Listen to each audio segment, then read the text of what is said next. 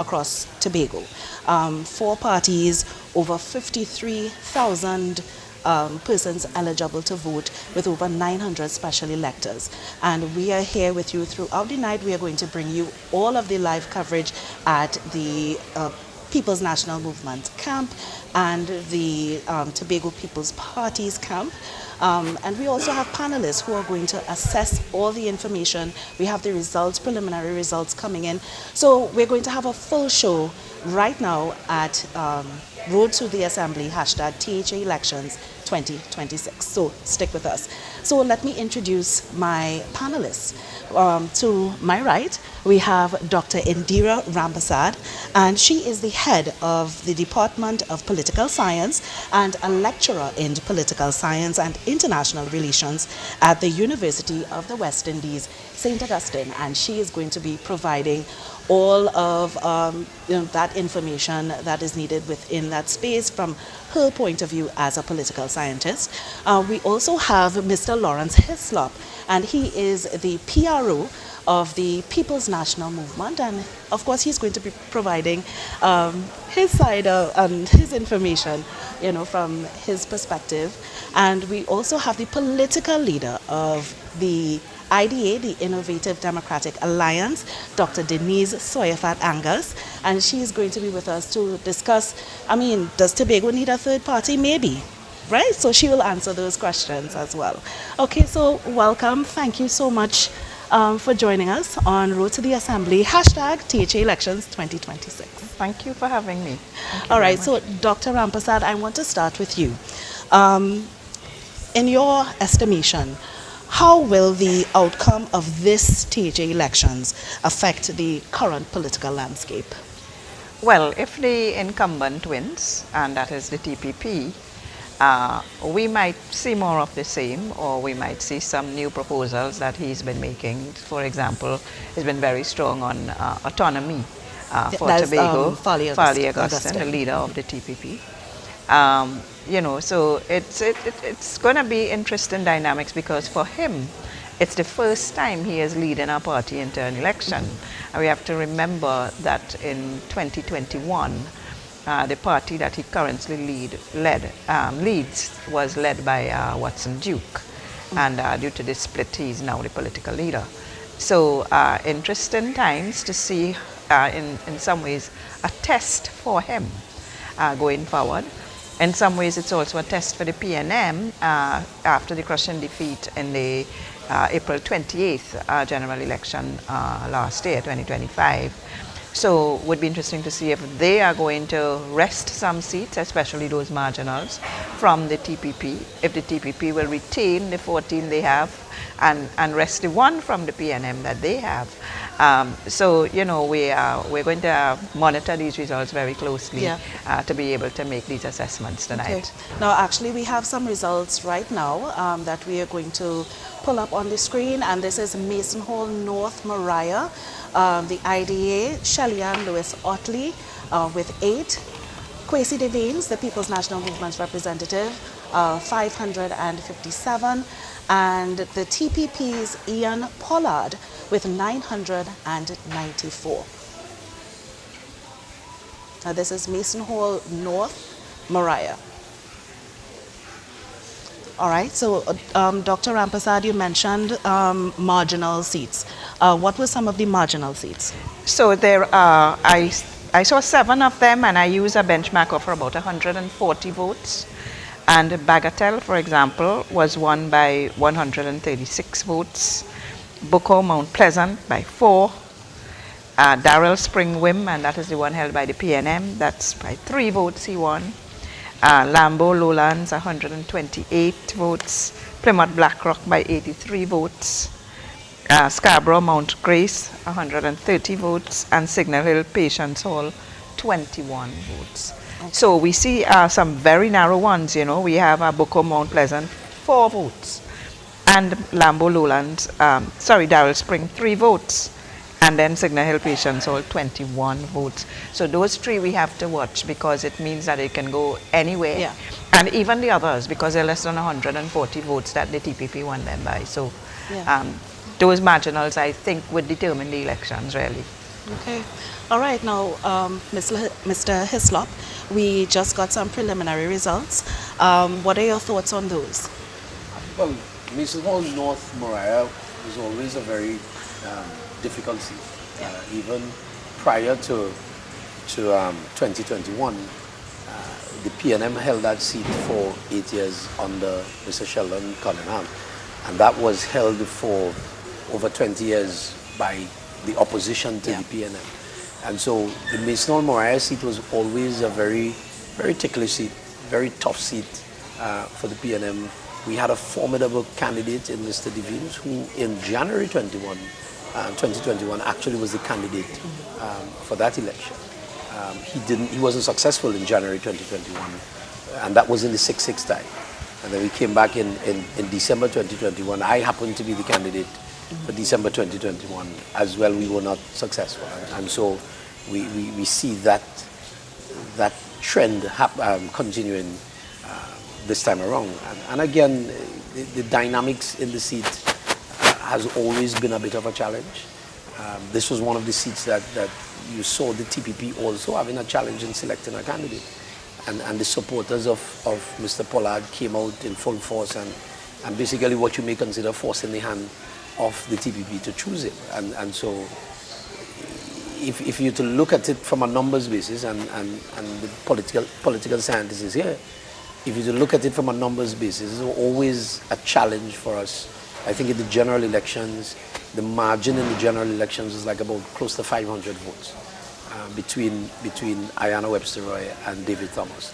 And if I may add, in the last election, the PDP had 1,494, and the PNM 807. Yeah. So I mean that's a huge Yeah. margin. So the numbers. So I yeah. think this is consistent. The results that we are seeing here Yeah. is consistent with the December 2021 results. Yeah. So So the the numbers PNM, were always PDP yeah. won that. Yeah. The numbers were always a bit of a mountain to climb, and when you have incumbency, especially the level of popularity sometimes that your incumbents may have, it will obviously pose a challenge. Now, But- why is that seat so contentious, you think? No, I'm no political scientist, but I have my own view on it. I've always seen Mason Hall Moriah as this border seat between what may be Tobago East fully and Tobago West, because even though Mason Hall is in Tobago East, you would get the sense from residents more of Tobago East, higher in Tobago East, who would tell you that Mason Hall is in Tobago East. And so you'll always have, I've seen it just from the personalities, the socio-economic background of persons and so on. There is this border between Tobago East and Tobago West. And it is sometimes difficult as a politician or maybe as a candidate to strike that balance. Because when you had that seat being held for 20 years by the NAR and so on, and I think Mr. Ashwood Jack held that seat for quite a number of years. And it was this surge when Sheldon Cunningham took the seat, in him being who he was as an individual as well, that created that level of popularity amongst, or popularity for him, that caused that switch. All right, so I want to bring in Dr. Soyafat Angus. Thank you for being with us again. The IDA has, I think, entered the political space that has really accommodated two parties. And you are positioning the party to be a formidable third party. What, in your opinion, is needed in Tobago that a third party can bring to the table? A new ideology. Okay? We campaigned on the fact that the island is not going anywhere with our economy, in terms of our development, and even in terms of our education that is linked to the development on the island. The fact that the education, what we call education poverty, has continued to increase from 4 years ago, 62% of young people failing out to now 68%. And you can't drive effective development with those statistics. And so we campaigned on that. And our strategy in terms of treating with all of those issues is to look at strengthening the communities and giving more power to the communities, removing the top-down approach to a more guaranteed bottom-up approach. Now, I know that those that practice the top-down approach will say that they have consultations with the people, but consultations are not enough. So we have said we would give the people power by actually creating legal corporate entities in 40 communities across the island, giving them seed funding of $25 million each. And that way they can begin determining their priorities, hiring their contractors in the area, hiring their own young people, and have some level of control as to how their development emerges. We also said we would encourage them to actually invest in some type of industry, whatever they can make out of the assets that they own, and create an industry that not only creates jobs or ownership in the area, but creates quite a return on investment. So that now begins to contribute to the economy and its development. And so that was our approach, and it was different. And we will continue with that approach because we believe that is what is going to bring relief to where we are. Right now, Tobago depends on, we call it a government economy because tourism is not even our first revenue driver. The government economy is where we get funds from Trinidad. And that cannot continue as we are going because we see that Trinidad and Tobago as a country, we are in a crisis. And so we have to start becoming more self-sufficient and contributing more to the national peace. Okay, now we're just going to pause a little bit because we have some more results on screen. Bonaccord, Crown Point, Philbert Williams of the IDA with 5, People's National Movement, Dominic Kerr, 172, and Nikita Percy of the TPP, 178. Now that's another kind of close preliminary, results. So we're going to continue taking a look at them as they come in. Now I know, Dr. Angus, change for people is a little difficult.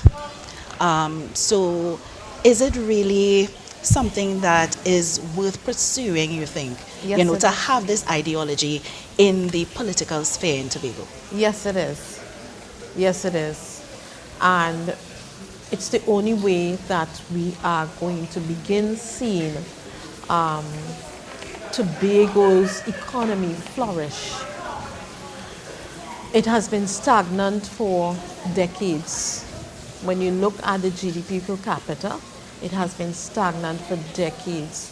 And big buildings, new buildings, those don't truly reflect on the development side. Yes, it's growth, but it truly does not affect the development side, which is how people feel in their pockets and the quality of lives that they can continue to live and grow into. And we are saying unless we bring governance closer to the ground, we're not going to be going anywhere anytime fast, soon. And that is why we continue to fight. And it takes time for an ideology to, grow. And we are prepared to stay the course, to put the people of Tobago on a true pathway to prosperity, and not just a few. Yeah. So you're here for the long haul. All right. For the so long haul. Other political parties, need to maintain that idea is going to be here. Correct. All right. So thank you, Dr. Angus, for staying with us. I know that you're heading off to your camp as Yes. well. And we're going to take a break, and we will be back with more discussion.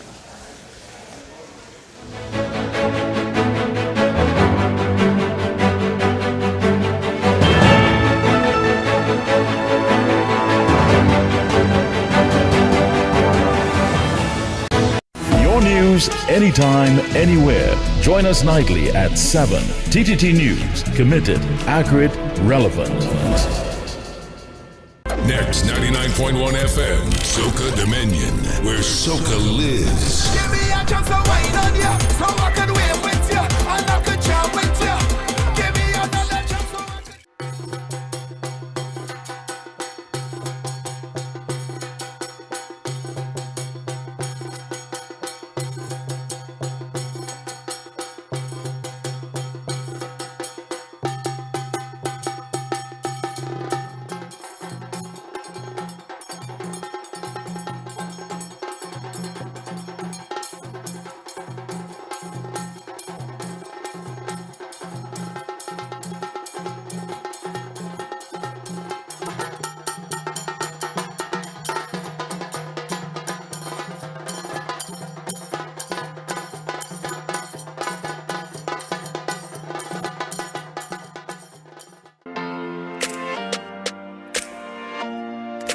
being gentle with each other and your feelings and creating this safe space. It should be a safe space to be able to share your feelings and your emotions and even things that you don't like or have an issue with. It should feel safe. Yes. And you shouldn't feel like you're so afraid to come to your partner to say something because, oh my gosh, as you said, they're going to threaten me with this, that, and the other. They might leave me, I don't know, and there's so much stress oftentimes that people carry, that they kind of ball up and they stay in a corner and stay in a shell until perhaps they explode or perhaps they walk away. Right. And we want you to know that no marriage is beyond repair. No relationship is beyond repair. But when you're considering timelines and how long something should take, definitely your welfare, your well-being, your safety, you want to consider all of these aspects. The Marriage Confessional, only on TTT.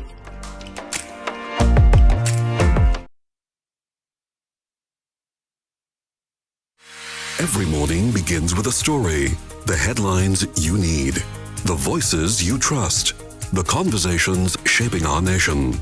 Welcome to Trinidad and Tobago Today, where your day starts informed and inspired. News that matters to you. Conversations that spark new ideas. Stories that move Trinidad and Tobago forward. Tune in weekdays, Monday to Friday at 6 a.m. or join the conversation on any smart device at TNT Today Show. Trinidad and Tobago Today. Start here, exclusively on TTT.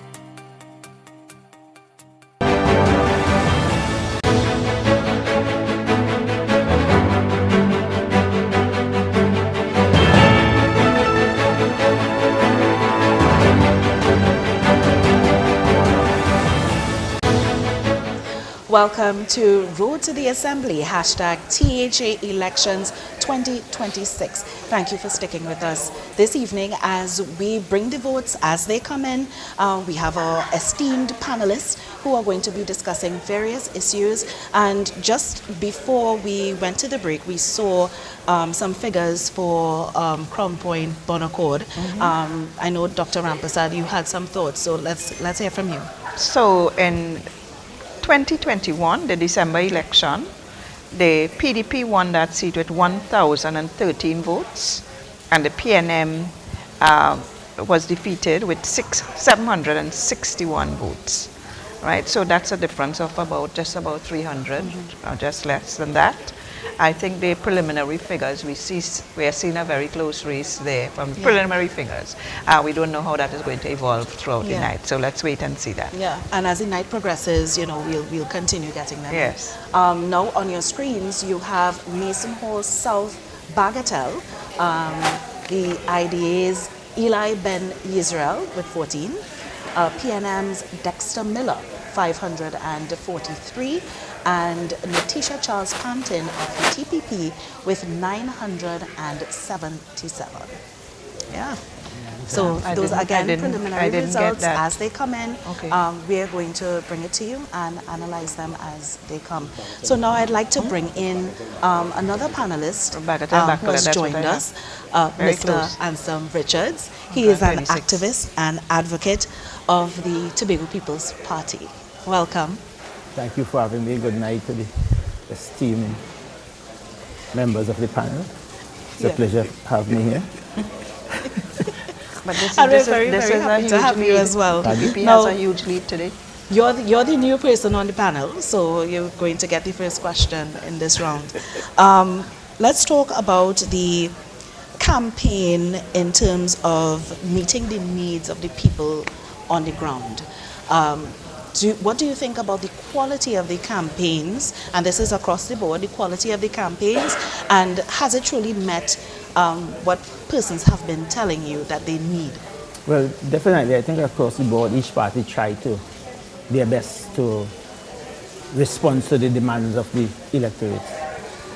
And in all fairness, that was really the objective of all parties, because you want to supply the needs.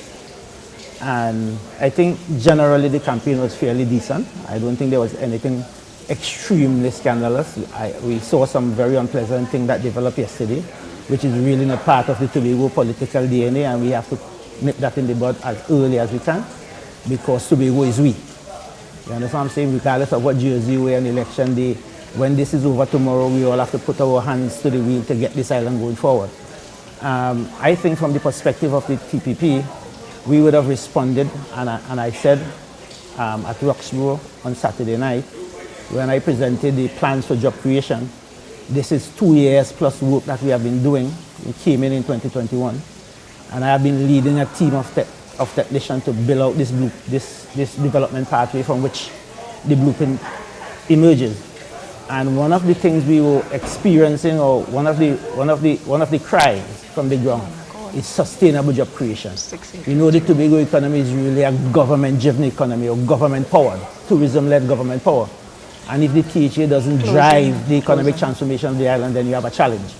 And therefore, we would have looked at that, took note of it, and we would have engineered across the development ecosystem for Tobago how we are going to create 8,000 plus jobs in the next 4 years to really put Tobagonians to work. And we roll that out in the blueprint. I think, and I could say without fear of contradiction, there have never been a plan for the development of any of the islands, Trinidad or Tobago, as detailed and as precise as the one that we would have delivered in the blueprint.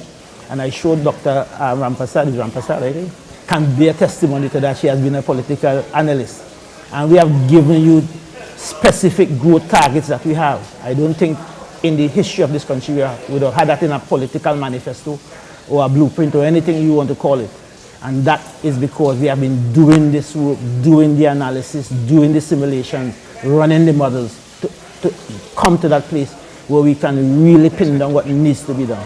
But the focus for Tobago, and I'm sure that Mr. Hislop will agree with us, is how do we create or build an economy of opportunities for Tobagonians, that all of us, our children and grandchildren, have a fair opportunity, a fair chance, an equal chance to self-actualize. The critical issue for most of our young people now, sustainable job creation. And if you check the history of this administration, is that when we came in 2021, one of the first things we would have discussed is what is a minimum living wage for Tobagonians. And that was the trigger that moved the Chief Secretary to increase the salary of CPEP and URP in 2022.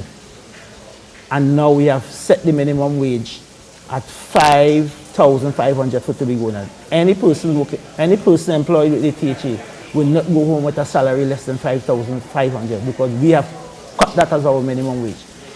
Implicitly, in Trinidad and Tobago, there is a minimum wage, but I don't think the central government has the eyes or the technical people is doing that, and probably before. That tax-free wage of, I think it's 6,005, I think it is. Yeah, I'm not sure, but there's a around that 6,000, figure, there's a tax, or 7,005, I think it's 7,005.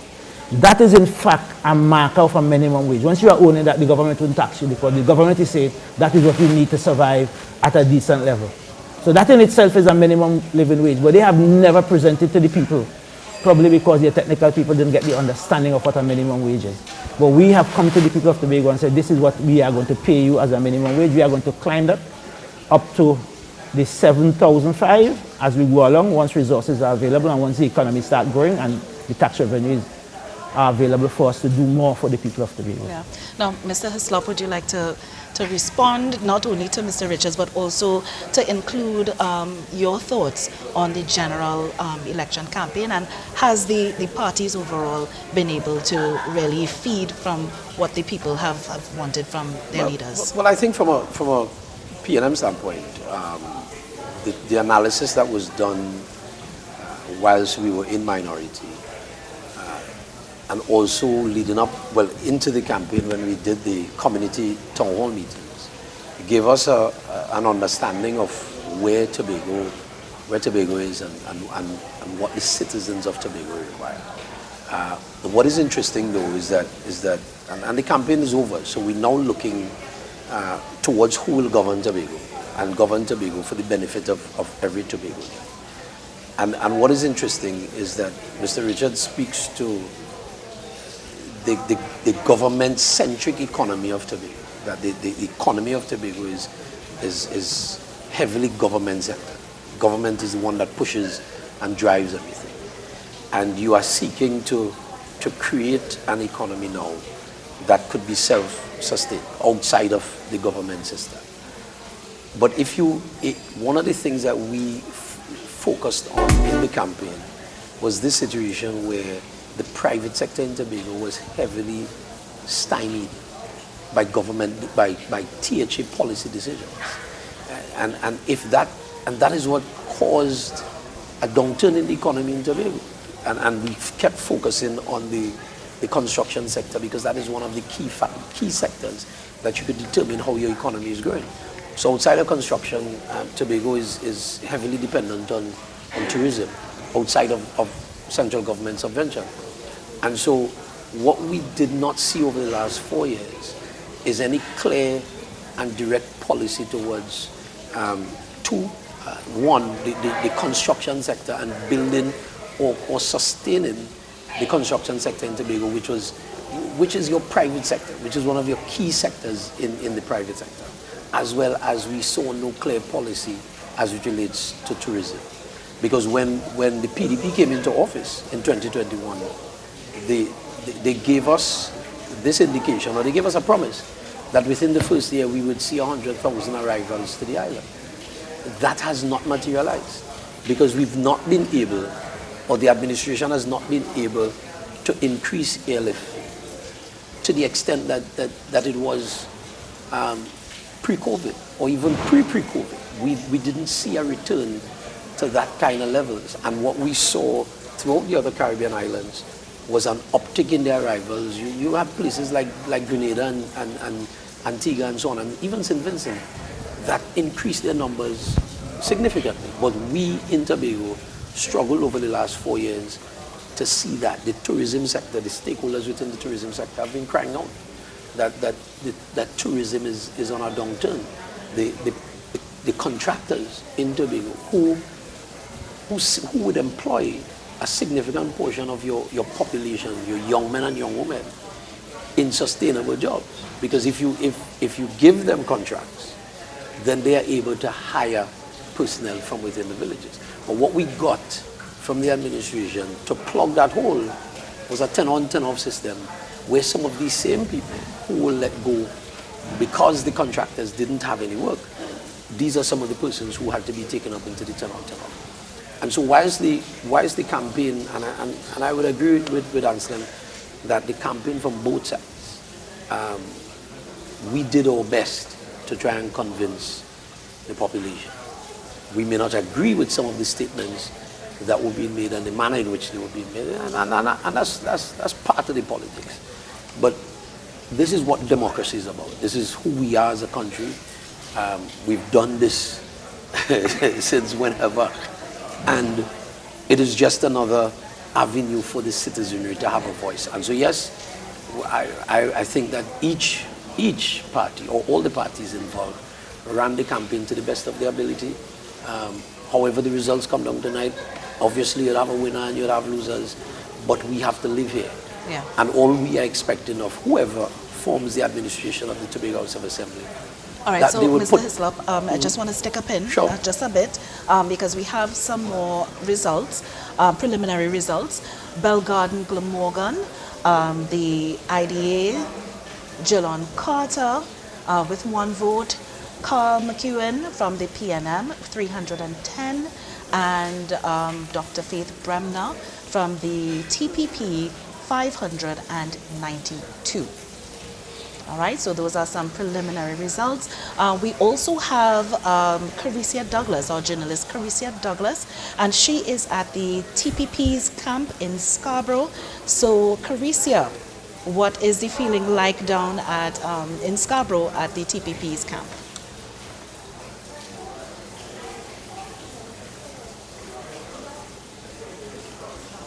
Yes, we are here at the Tobago People's Party's headquarters in Scarborough. As you could see behind me, the numbers are rolling in and recording on this board.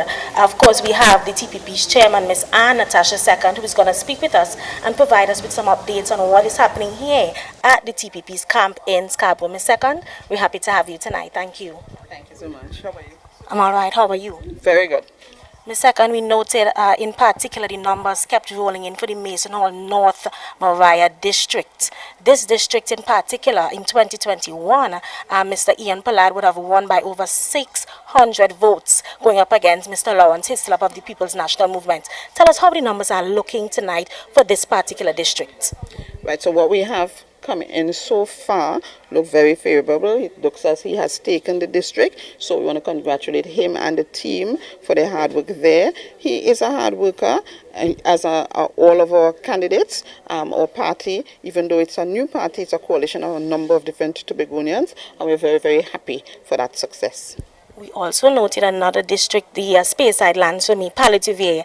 Again, in 2021, political leader now of the TPP, Mr. Augustine, he would have won by 888 votes against the People's National Movement. We see some numbers coming. Could you give us some updates where that is concerned as well?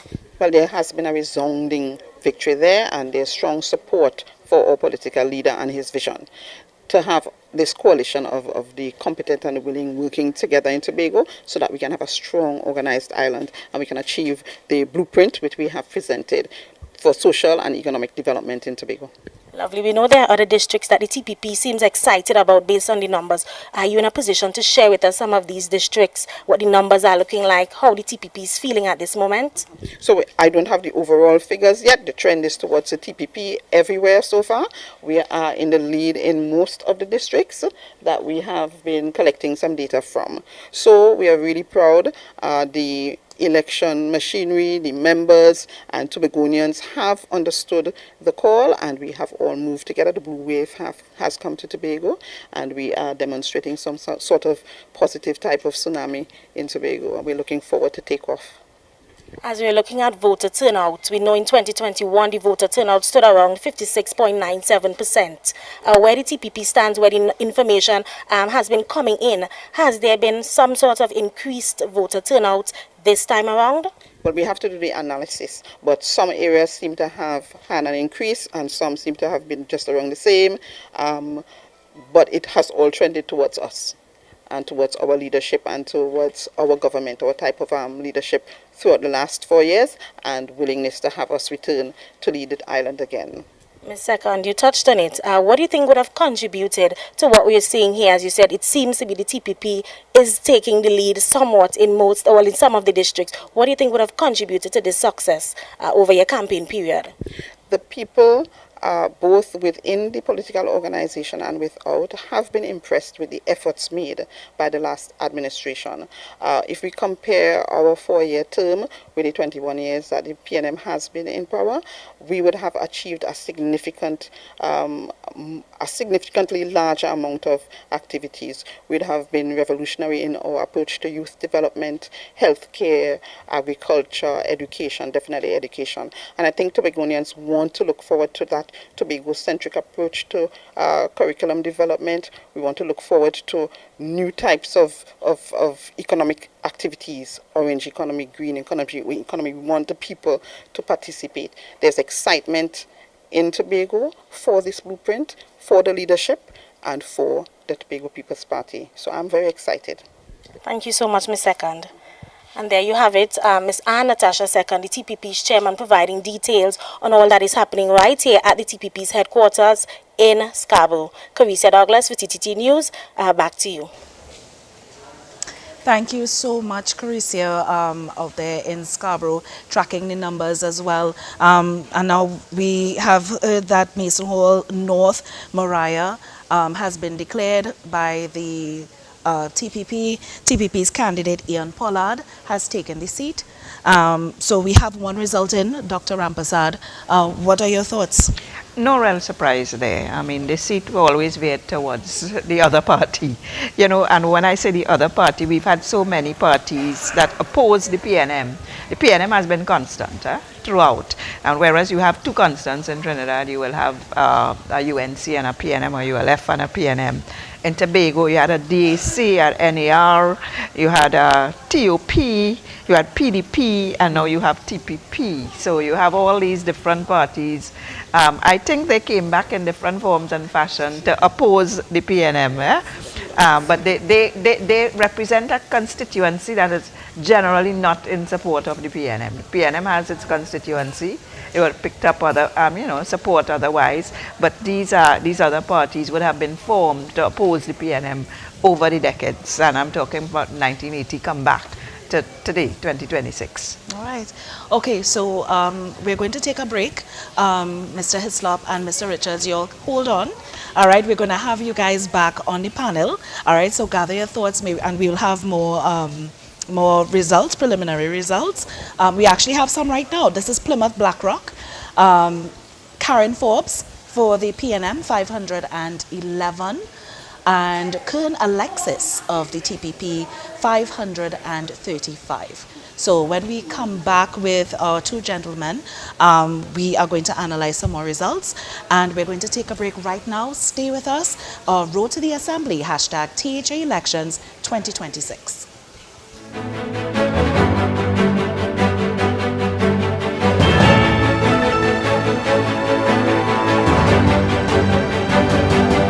TTT News, every night at 7. TTT News, committed, accurate, relevant.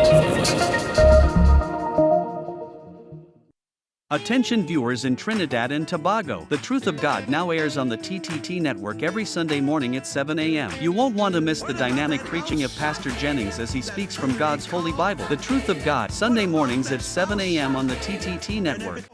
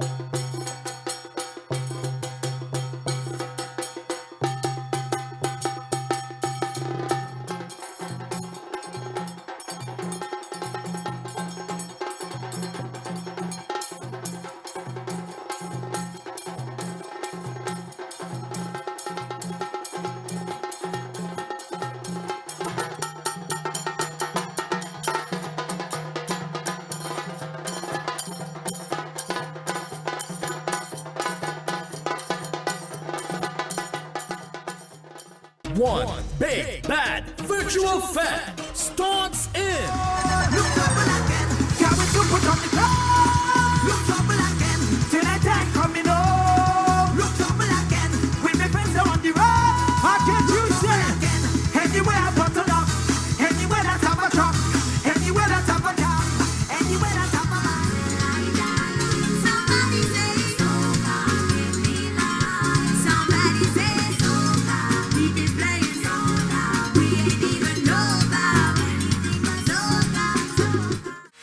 Every morning begins with a story, the headlines you need, the voices you trust, the conversations shaping our nation. Welcome to Trinidad and Tobago Today, where your day starts informed and inspired.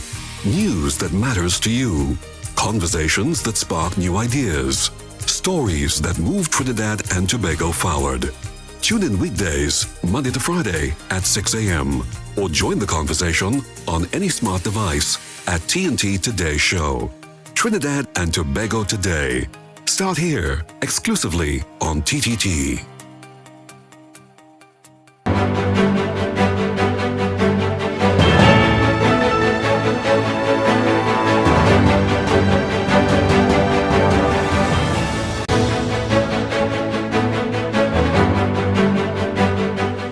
Welcome back to the Road to the Assembly, hashtag THA Elections 2026. And we are here at the beautiful Cocoa Reef Resort and Spa in Crown Point in Tobago, bringing you all the live coverage from the THA elections, from results to live commentary, and of course to our panel. With me we have Dr. Indira Rampasad. She is going to be providing all of our scientific data, everything on political scientist-wise. That's Dr. Rampasad's pursuit. And now we have two new panelists joining us, some young persons in the political space. We have Mr. Dexter Wilson. Hi, Mr. Wilson. Good evening. And we have Janae Campbell, the beautiful Janae Campbell. Thank you. It's a pleasure to be here. I know. Thank you guys for taking the time. I know today is a really exciting day, but thank you for taking the time to be with us and speak on the issues that really capture the youth, especially when it comes to governance and politics. You know, so we're going to start with some of the issues that you think that the youth would have had to articulate to their possible leaders, and if those concerns were really captured by the leaders of the party. So we'll start with Janae. Okay, so for me, I think one of the most salient issues that young persons would have posed to their leaders would be the whole issue of underemployment. Now, notice I did not say unemployment. Yes. You see, in Tobago, and even on a national level, what we find is that there are a lot of qualified young persons working in the public service, yes. However, they may not necessarily be employed within their field of study. And so that is a serious issue. And you know, too much times we focus on youth unemployment statistics, but when we really check the statistics, youth unemployment is actually low in Trinidad and Tobago. However, the bigger issue is underemployment. And so as a party, I think each leader needed to consider ways to create avenues for young persons to diversify what jobs they can be able to access as Tobagonians. You know, for example, there are persons, even one of the candidates for the People's National Movement, she would have studied biomedical technology. And after completing that degree 2 or 3 years ago, she's still left unemployed. We have 2 hospitals. And you would think that that would have provided an opportunity for suitable employment. So, you know, that is one of the issues for me. Another issue that I think is really salient would be housing. And I know that both parties within their manifestos respectively would have somewhat made some consideration or put forward some plan to provide housing. But what we need is less of the lip service, and we want that whichever party actually runs the Tobago House of Assembly, they ensure that these ideas in the manifesto that are targeted for youth actually come to fruition, and it's not just a way to sway the young voters. Yeah. All right. So we actually have some preliminary results for you on our screen.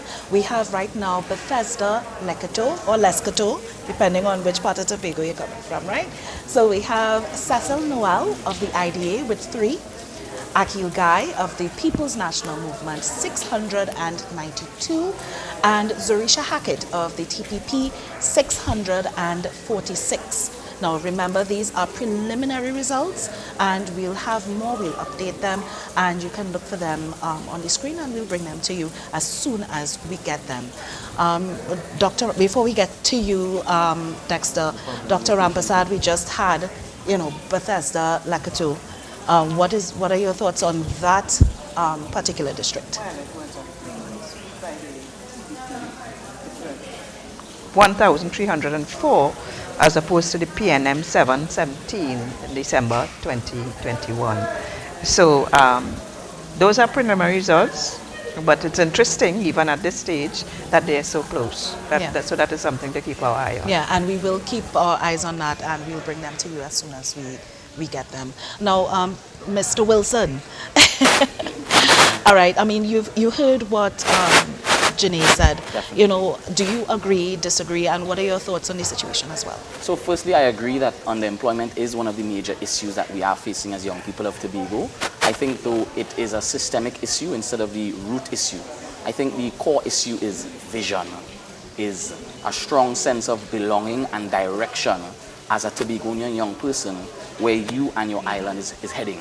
You know what I mean? So I think that is one of the challenges, even as someone as myself, who some people may say is underemployed, I should probably be a senator or something as a plug.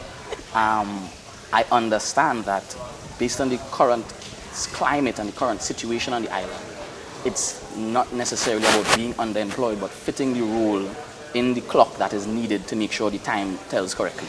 You know what I mean? Yeah. So I think what is really, or what has been missing a lot of the time is a unifying vision. I think the TPP has been trying to, or has recently demonstrated their version of that, which is the blueprint, which would be our framework for the next 20 years. And I think the last thing as a young person, I was really excited by Vision 2020. You know what I mean? Because it gave me something to look forward to, something to inspire me, a new outlook on the country. You know what I mean? And I think the TPP's version of that is the blueprint, and it targets some key strategic development areas that are needed for Tobago. Of course, primary being autonomy, which is something that I believe should have been done a long time ago, but we are in this space right now where Tobago does not have as much rights as a regional corporation in Trinidad.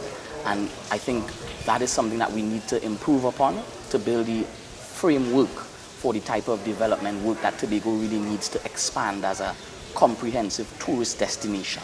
We need to take it at our core and retrain our people in customer service, retrain our people in some of the core skills, take away the stigma from the agriculture and so many of the hands-on field that even myself, my degrees in accounting, but most of my day-to-day life and business endeavors have been in hands-on fields, whether it's been retail, agriculture, you know, some type of hands-on field. And you learn that the best mix you can get is the formal plus the experience plus the hands-on. And I think in terms of the Tobago landscape and what the young people are looking for, we're looking for leadership, we're looking for vision, we're looking for charisma. Yes, we're looking for a meaningful way to use our skills and to build a life for ourselves and to hopefully stay in Tobago if possible. But I think number one to that, we want vision. Yeah. Now, one of the notes that has been taken over the years is that young people are not interested in governance. They're not interested in voting.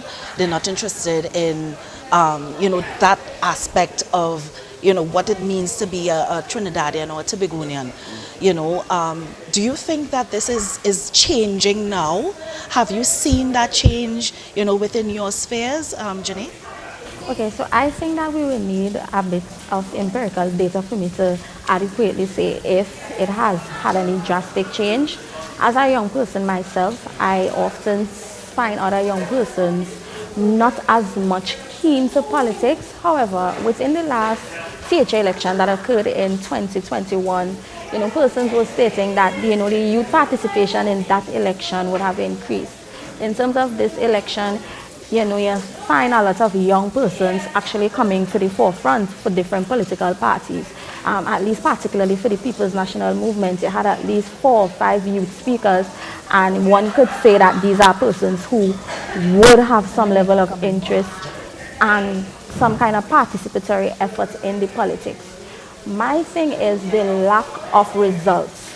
I think as young people, we are drawn to results, and young people are somewhat disenfranchised because of the fact that, people talk about the youth vote and youth participation, but when given the opportunity to actually implement measures to ameliorate the lives of said young persons, the results find themselves dwindling, and so the average young person has the mentality, I'm not going to waste my time to vote because what they're going to do for me.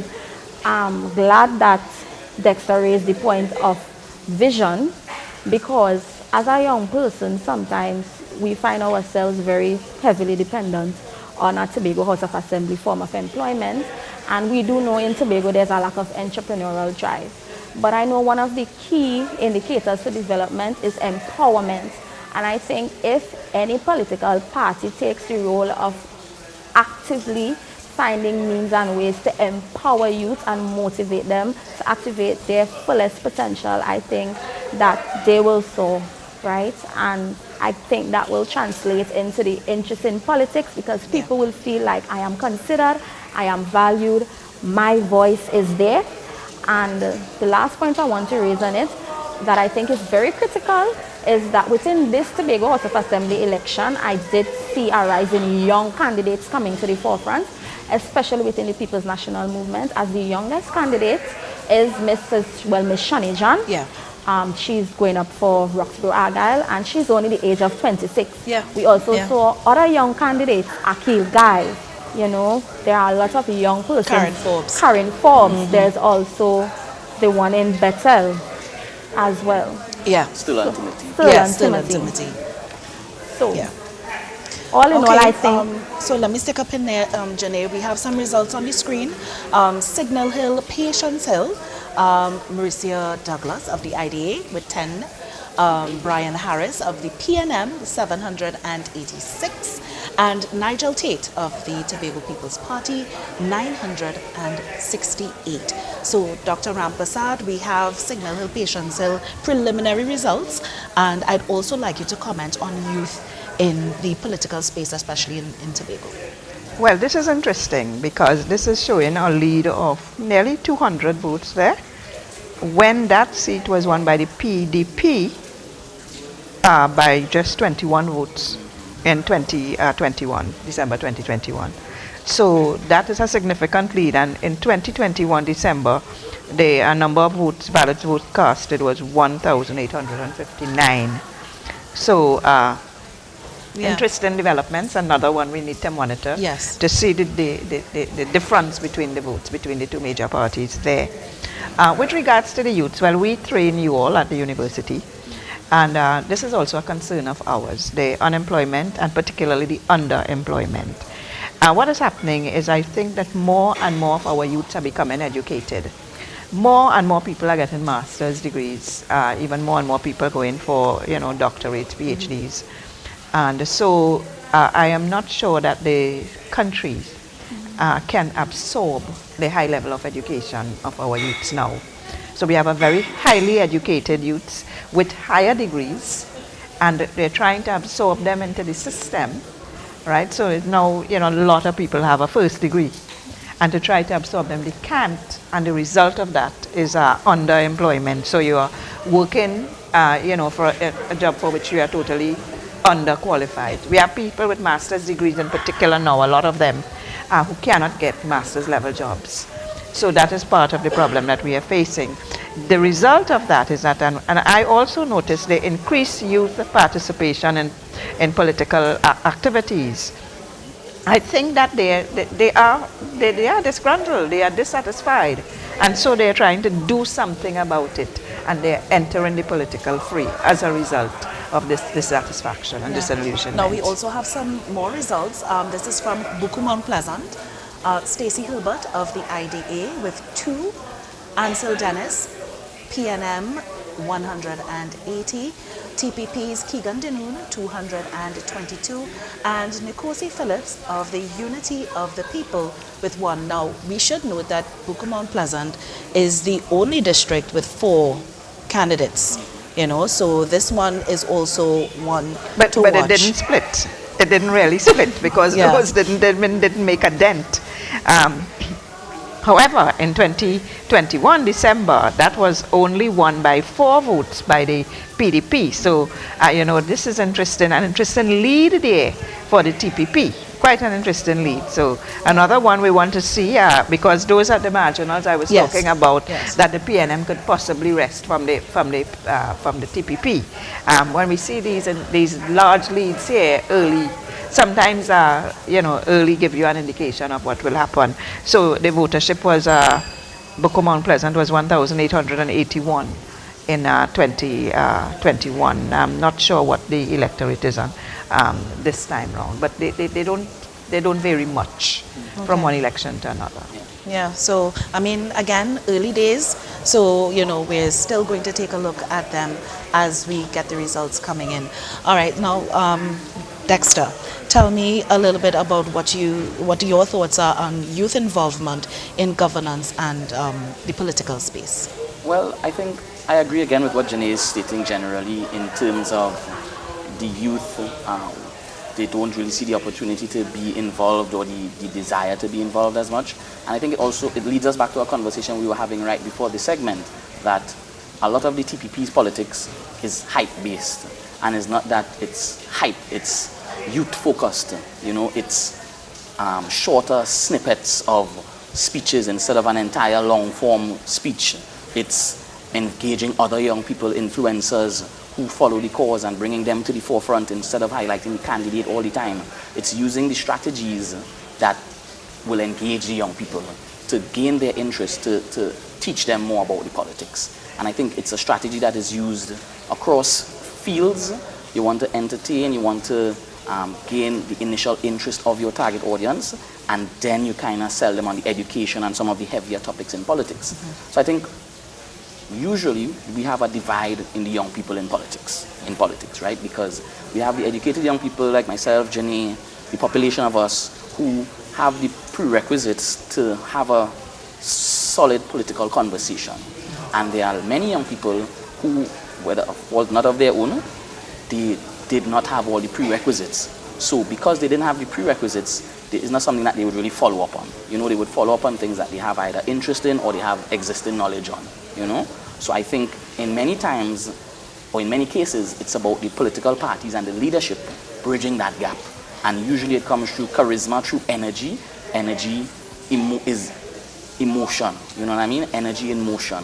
And young people, we want to feel the politics. We don't want to just hear it, or we want to feel it here, because Tobago is a really emotional, energy-centric place, passionate people. Yes. And that is how our politics is and has been. And I think that is the revolution that Watson Duke would have started with that first PDP domino, and providing that type of revolutionary, out of the box, we will swim to Tobago, we will bridge the gap politics that arose many people's minds and woke them up to the vision of what a different Tobago could look like, as opposed to the path that we were going along for many years. Okay. Now we have another set of preliminary results. This time this is Scarborough Mount Grace. Dr. Denise Zoyafat Angus from the IDA with 5 votes. Petal Benoit from the People's National Movement, 404. And Trevor James of the Tobago People's Party with 548 votes. Dr. Rampasad. All right, so that's one on my marginal list, but it's not so marginal, or it wasn't so marginal. 130 votes the PDP led in 2021, and now we're seeing a much bigger lead already. So that looks, positive for the TPP, definitely. Okay. All right. So I would just like to thank you, Janae. Thank you, Dexter, for coming on to the program.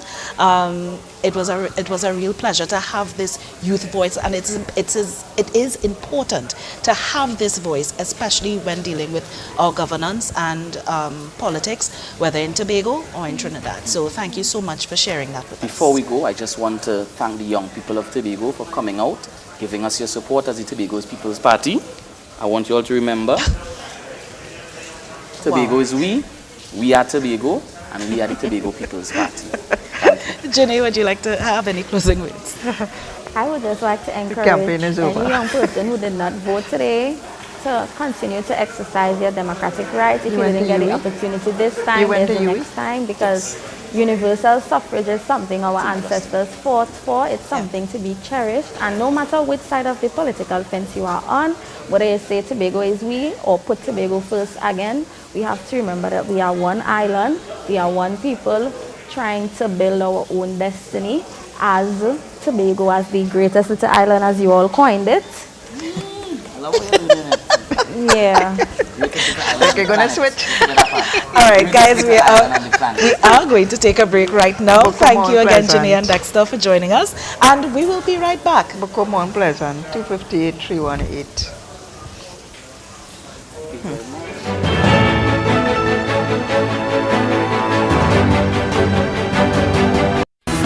If it matters to you, it matters to us. We report the news, real stories in real time. TTT News, nightly at 7.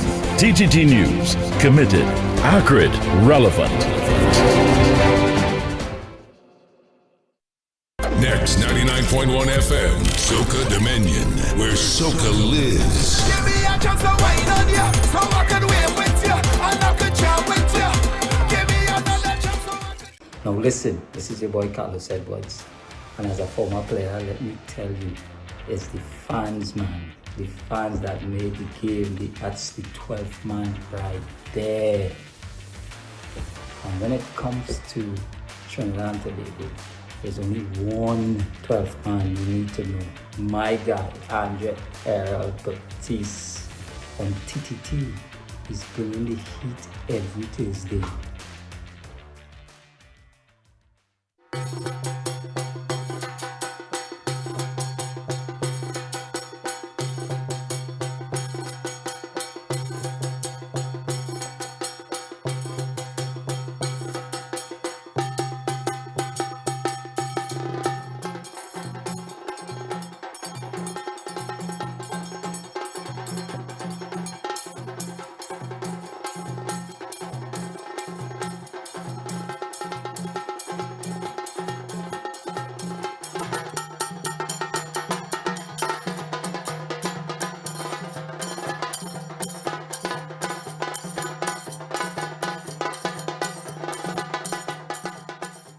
I'm Renee Sion with another edition of Caribbean Week in Review.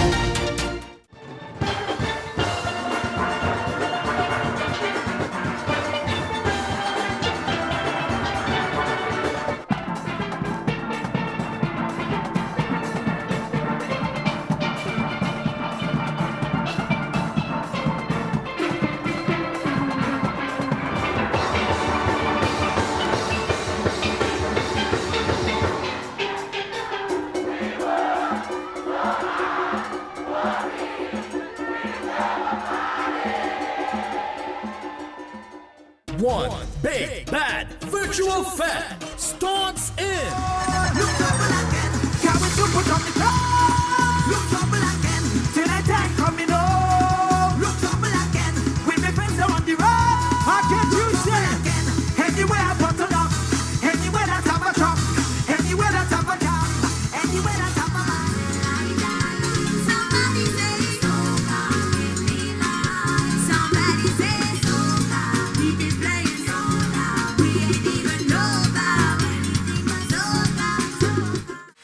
Every morning begins with a story, the headlines you need, the voices you trust, the conversations shaping our nation. Welcome to Trinidad and Tobago Today, where your day starts informed and inspired. News that matters to you, conversations that spark new ideas, stories that move Trinidad and Tobago forward. Tune in weekdays, Monday to Friday at 6 a.m. or join the conversation on any smart device at TNT Today Show. Trinidad and Tobago Today. Start here, exclusively on TTT.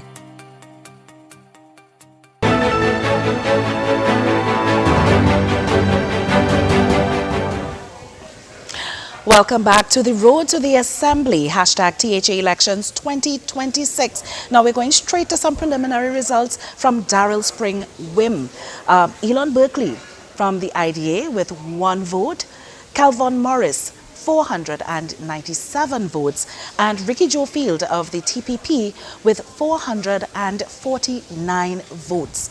All right, so before Dr. Rampasad speaks a little bit about Darrell Spring WIM, we have Sunil Lala at the People's National Movement's camp in Scarborough, Tobago. Sunil, good night.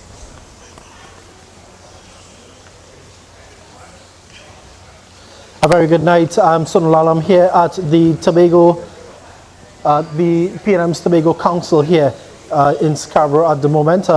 We've been seeing some activity it's not much activity just outside of the PNM headquarters here in Scarborough, but what I can tell you is that they do have some results, and we are seeing the TPP leading in at least 9 of 10 of the districts so far.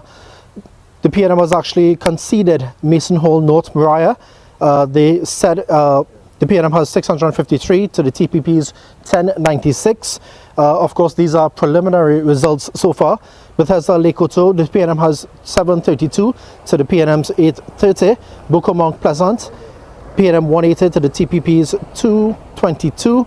Mason Hall, South Bagatelle, the PNM has 543 to the TPP's 977.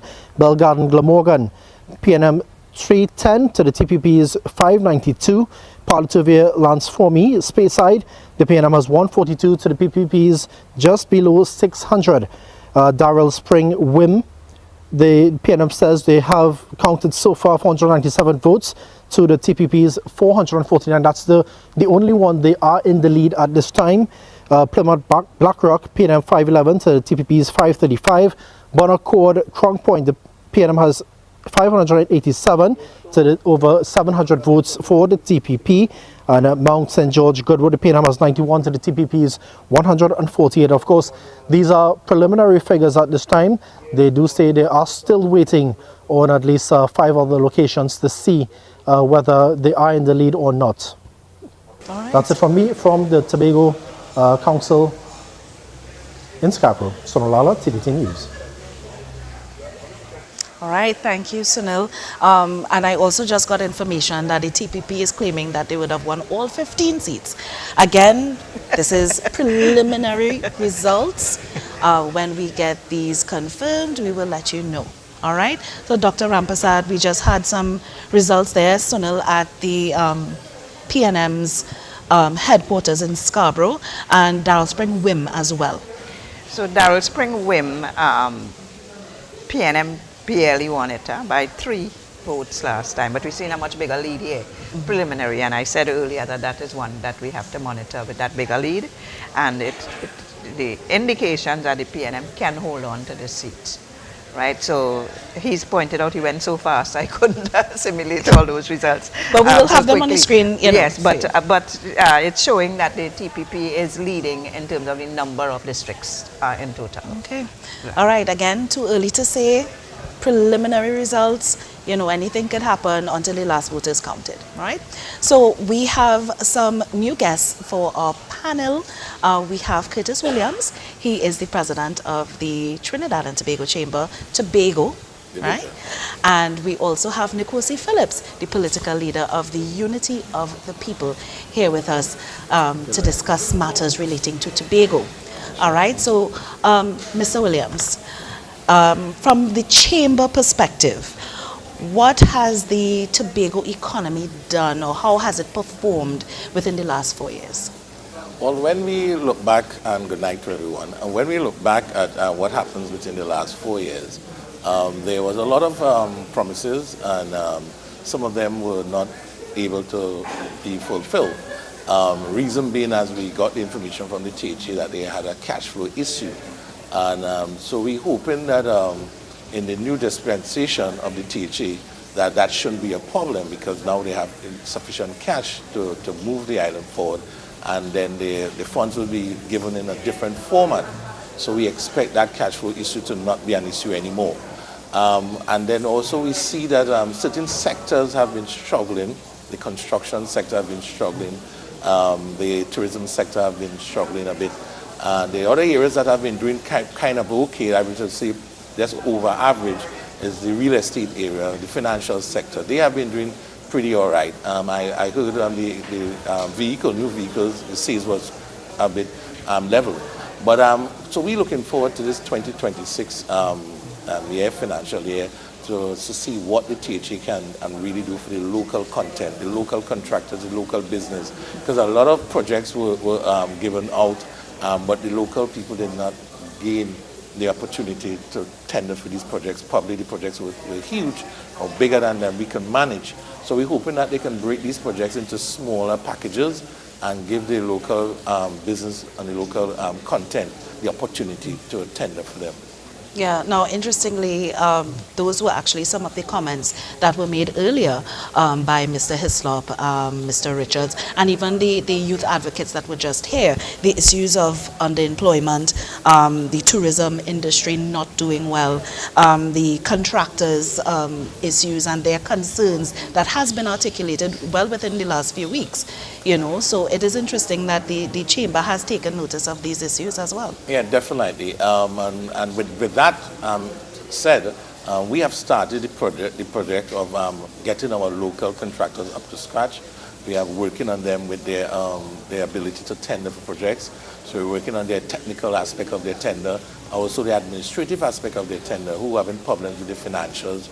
We have our accountants on board at the chamber that will assist them. And the technical part of it, we have a workshop coming up that we will be able to assist them to get that technical aspect of it, because it has been said that our technical projection or packages are pretty much weak. Right? Knowing that we don't have the capacity to be able to give you such a nice tender package that will look really, really good technical-wise, because we are small. But so that's something that we had to look at, and we are working with our members and the business community to be able to build on that. Yeah. All right, so I want to bring in Nkosi Phillips, Unity of the People. One of the things that Dr. Soyafat Angus would have said when she was on the panel a little while before was the issue of a third party within the Tobago political arena. She thinks that there is room for a third party. In your instance, it would be a fourth party. Do you think that Tobago has room for all of these political entities? Pleasant good night to the panel and everyone here and the listening public. I believe that I'm not going to call Unity of the People a third or fourth party. We are an alternative and a choice. And when you give that room to third party, fourth party, we stick at that level. And I believe that we have room for alternatives and alternative choices. And I believe it is all has to be done with the mindset of the people and what is it they want. If you say that you're accustomed to taking bribes and you're accustomed to promises and to live on promises, you will get what you see, what we have just here in this political arena. It is not the end of the road for Unity of the People, and we surely will definitely be in the political space from now till thy kingdom come. I will not be the head all the time, because from here, I took the 5 years to learn to see the type of people I'm dealing with, see the type of country that I'm living in, and how do we then move from a political party into the people's mindset and the people's thing. So this, for me, was a learning process. And the 5 years, I'm ready to battle going forward now. So I don't see ourselves as a third or fourth party. I see ourselves as an alternative and a choice in the future. Okay. I mean, your party is young, relatively young, exactly. When it comes to political parties in Trinidad and Tobago. 5 years, you know, because it was established in 2020. Exactly. I mean, and you're not someone who is really known for being in the political space very actively before that. Yes. You know, so what need did you feel, or what wasn't being fulfilled that you felt that you could have filled by establishing the Unity of the People? Listen, I'm not going to sit here and pretend that, okay, we're the hikey-dikey. The society is in a mess. When you have people who are politically illiterate and persons who just live on what they can get off of a political party, the type of results we're getting now is what we're going to continue having. We don't have persons who are respectable to persons or in a society, what they want for their community. Everybody's about what they want for themselves, what they want for their kids, and that's about it. So, for me, we just have to go with the flow. Honestly, I'm really happy. And I'm happy that Tobago now, we're going forward now. I hope that we can pull aside ourselves from the hate, the discrimination, from the political sides, and serve the people of Tobago and every single person equally. And as I said, it's a learning process for me. I've done the 5 years learning, looking at the type of people we're dealing with, looking at the politics, looking at how the money is passed across the Tobago, and I'm ready. But at the end of the day, it's not the end of the road for me. I'm always happy.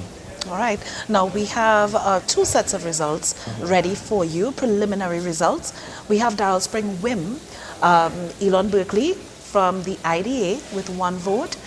Calvin Morris, 497. He's from the People's National Movement. And Ricky Joe Field of the TPP, 449 votes. Now we also are seeing on your screen right now Signal Hill, Patience Hill. Marcia Douglas from the IDA with 10. Brian Harris of the PDP, 786. And TPP's Nigel Tate, 968. All right, so Dr. Rampasad, preliminary results from Darrell Spring Wim. We commented on that. Yeah. Now, that is basically about 1,000 votes there we accounted for. But the electorate is more than 1,800.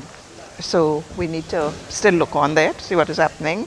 Signal Hill, I think we can call that one for the TPP because they have a huge lead and the electorate would be around 1,900 to 2,000. Okay. So Signal Hill is another one you might want to call for the TPP. So Signal Hill, Patience Hill, yeah, we are given the amount, TPP. you see when you add 9 and 7, yeah, so you have almost the total votership counted there. Okay. So when you do the math, it seems as though the TPP will be. So when we get something there. a little bit confirmed, we will, of course, bring that to you. All right? Mr. Williams, the Tobago economy in itself, you know, one of the drivers that we'd like to tout as part of the Tobago economy is tourism. And it has not been doing very well. That has been articulated by members of our panel previously. What are some of the plans of the Chamber to ensure, especially that part of our economic drive, that it sustains and increases? Well, we're looking forward to the opening of the new terminal building. With that opening of such a project, now we will talk about airlift. So airlift need to be secure to be coming into the space. When these airlift comes here, we have to find space for them to stay, place for them to stay. When we look at the plant in Tobago, as the hotel that we are in presently, we can see that some of the plants need some repairs. Some of them definitely need some upgrading to bring them up to the 4 or 5 star that we so truly love. So that new entry of the Marriott will just be a game changer for the industry. And I think that would just be the welcoming, that would be just the turning, the game changer that we're so looking forward to.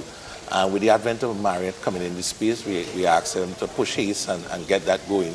There will be others that will follow suit. There are others in the woodwings that are working to get there. We know that the Hilton in Roxborough that looking to come on board as well. That's a more boutique type hotel situation. So the Marriott is a big player for us. And if the Marriott do come to pass, then we know that things is really going into an area that will be good. Then we had to look at the human capital. We don't have the human capital on the island to sustain these massive hotels. So we have to start training people in that industry. Let's don't wait until the Marriott turns soil or the Marriott looking for employment.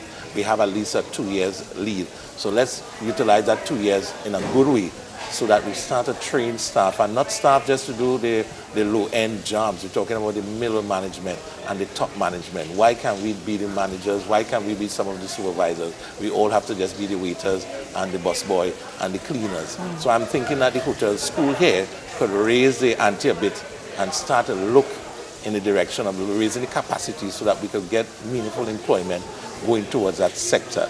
And with that sector, that is the sector that I'm going to start to make the changes on the island. And we're looking forward to that change that will be coming in 2026. Yeah, now, very recently, the government would have announced that the hotel school that was closed in Chagaramas will be reopened. You know, so do you think that with the reopening of that hotel school in Trinidad and bolstering what we have here in Tobago, do you think that will augur well for what you're just saying about the influence of more Tobagonian persons within the industry? Well, I had to be biased here because I'm a product of hotel school. It was then hotel school in 1988 with Ms. Webb. She was the director then. So I'm a product of that institution. I've been there twice. And I did extremely well. I topped the entire institution. So I can tell I'm a good product of that institution, and it's so sad to see that it closes the door when it did. And I'm happy that the government think about it again and really going to put something meaningful, because we were one of the leading institutions in the Caribbean. There were nothing to match us. It's only Bahamas had an institution that could have come close. But I think the hotel school was giving you that kind of practical experience to get into the industry. So I think the advent of that opening, twin with the one in Tobago, I think we're heading in the right direction. Okay. Now, Nkosi, I know that tourism is something that you have spoken on a lot over the past few years, and how it can be able to be bolstered so that it becomes something that, you know, that Tobagonians could really provide for their families using tourism. Tell us a little bit about what your thoughts are when it comes to the tourism product in Tobago and how it could be improved. Well, I leave that boosting for the person who is next in line for tourism, but on a whole, I lamented so many times that we have to look at the ANC bridge. And as you said, once for me, I don't think an airport brings people here.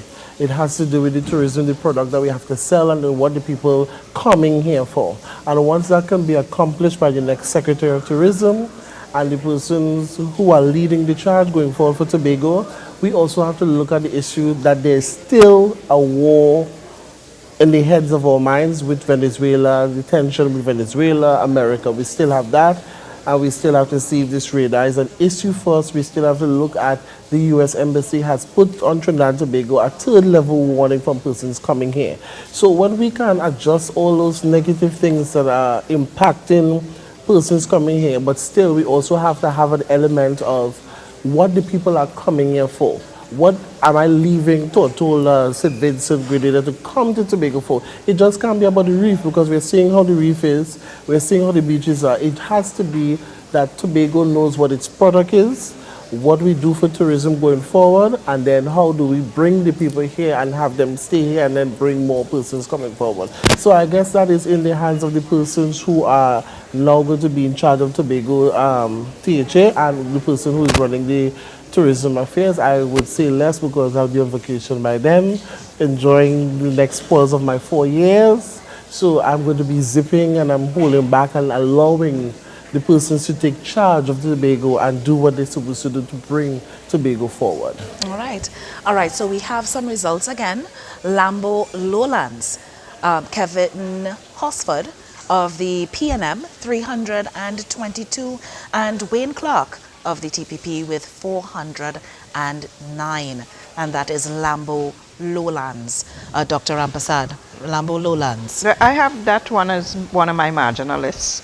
It was won by the PDP by 128 votes in 2021, and their votership, their number of valid votes cast was 1,637.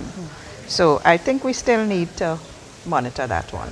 We need some more results. Okay. Before and I we think can I saw determine. Scarborough Mount Grace a little while ago.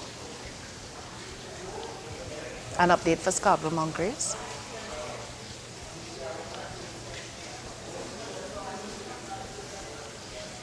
Okay, here we are. Scarborough Mount Grace. Denise Soyafat Angus from the IDA with 5.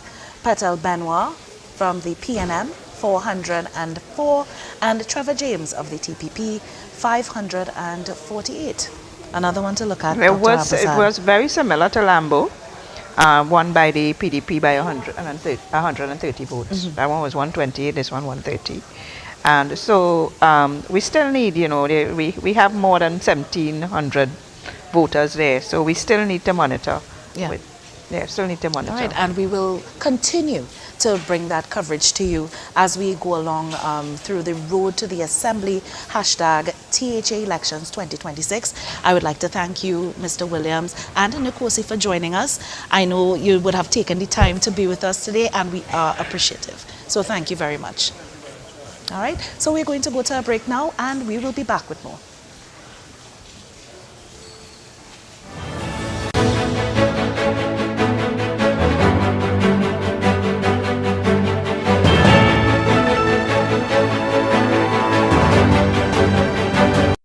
More More news, more access, more ways to stay informed. TTT News covers the stories that matter on air and online. Join us nightly at 7. TTT News, committed, accurate, relevant.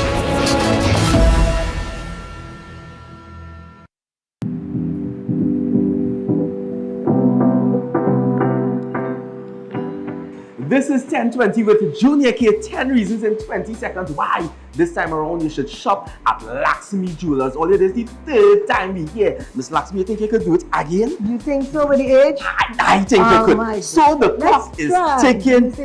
Begin. I'm starting them. A brand trusted for generations, certified quality, premium materials, zero compromise, timeless designs, customs creations, unique craftsmanship, exclusive collections, durable quality, perfect jewelry for any occasion.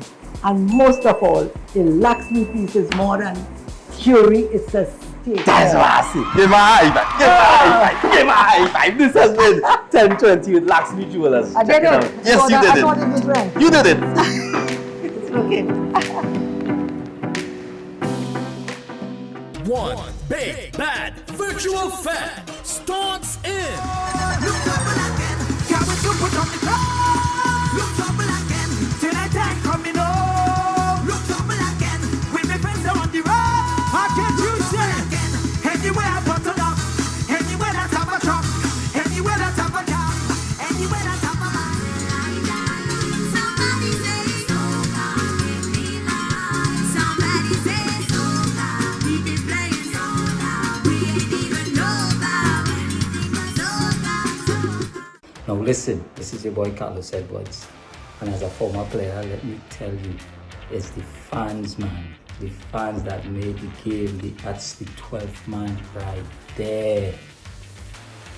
And when it comes to Trinidad and Tobago, there's only one 12th man you need to know. My guy, Andre Errol Baptiste on TTT is bringing the heat every Tuesday. Tune in Saturdays for CZIT's National Secondary Schools Climate Quiz. Brought to you by Fruta.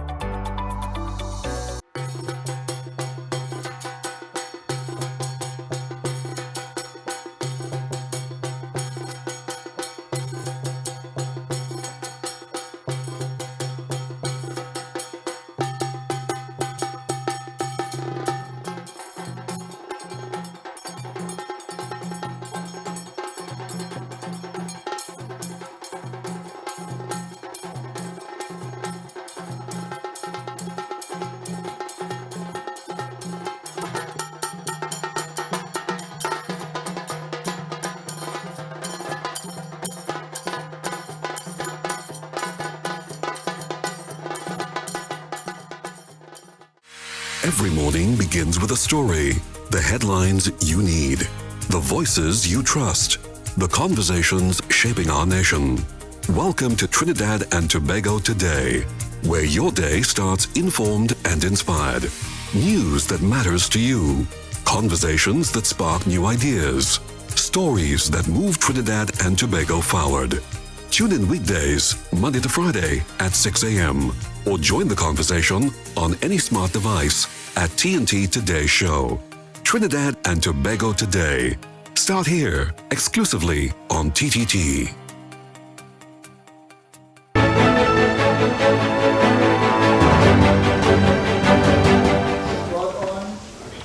Welcome back to the Road to the Assembly, hashtag THA Elections 2026, and we're getting right into Mason Hall South Bagatelle preliminary results. The IDA, Mr. Ben Yisrael, 136 votes, Dexter Miller of the PNM, 688 votes, and Letitia Charles Panton of the TPP, 1,125 votes. All right. It looks almost like a clear victory for the TPP. All right. I think it's a done before deal. we analyze those results, we actually have Carissa Douglas, who is stationed at the TPP's headquarters in Scarborough. Carissa, what is the mood at TPP's camp? They call it South Bagatelle. The Moriah. We have Mason Hall North, right?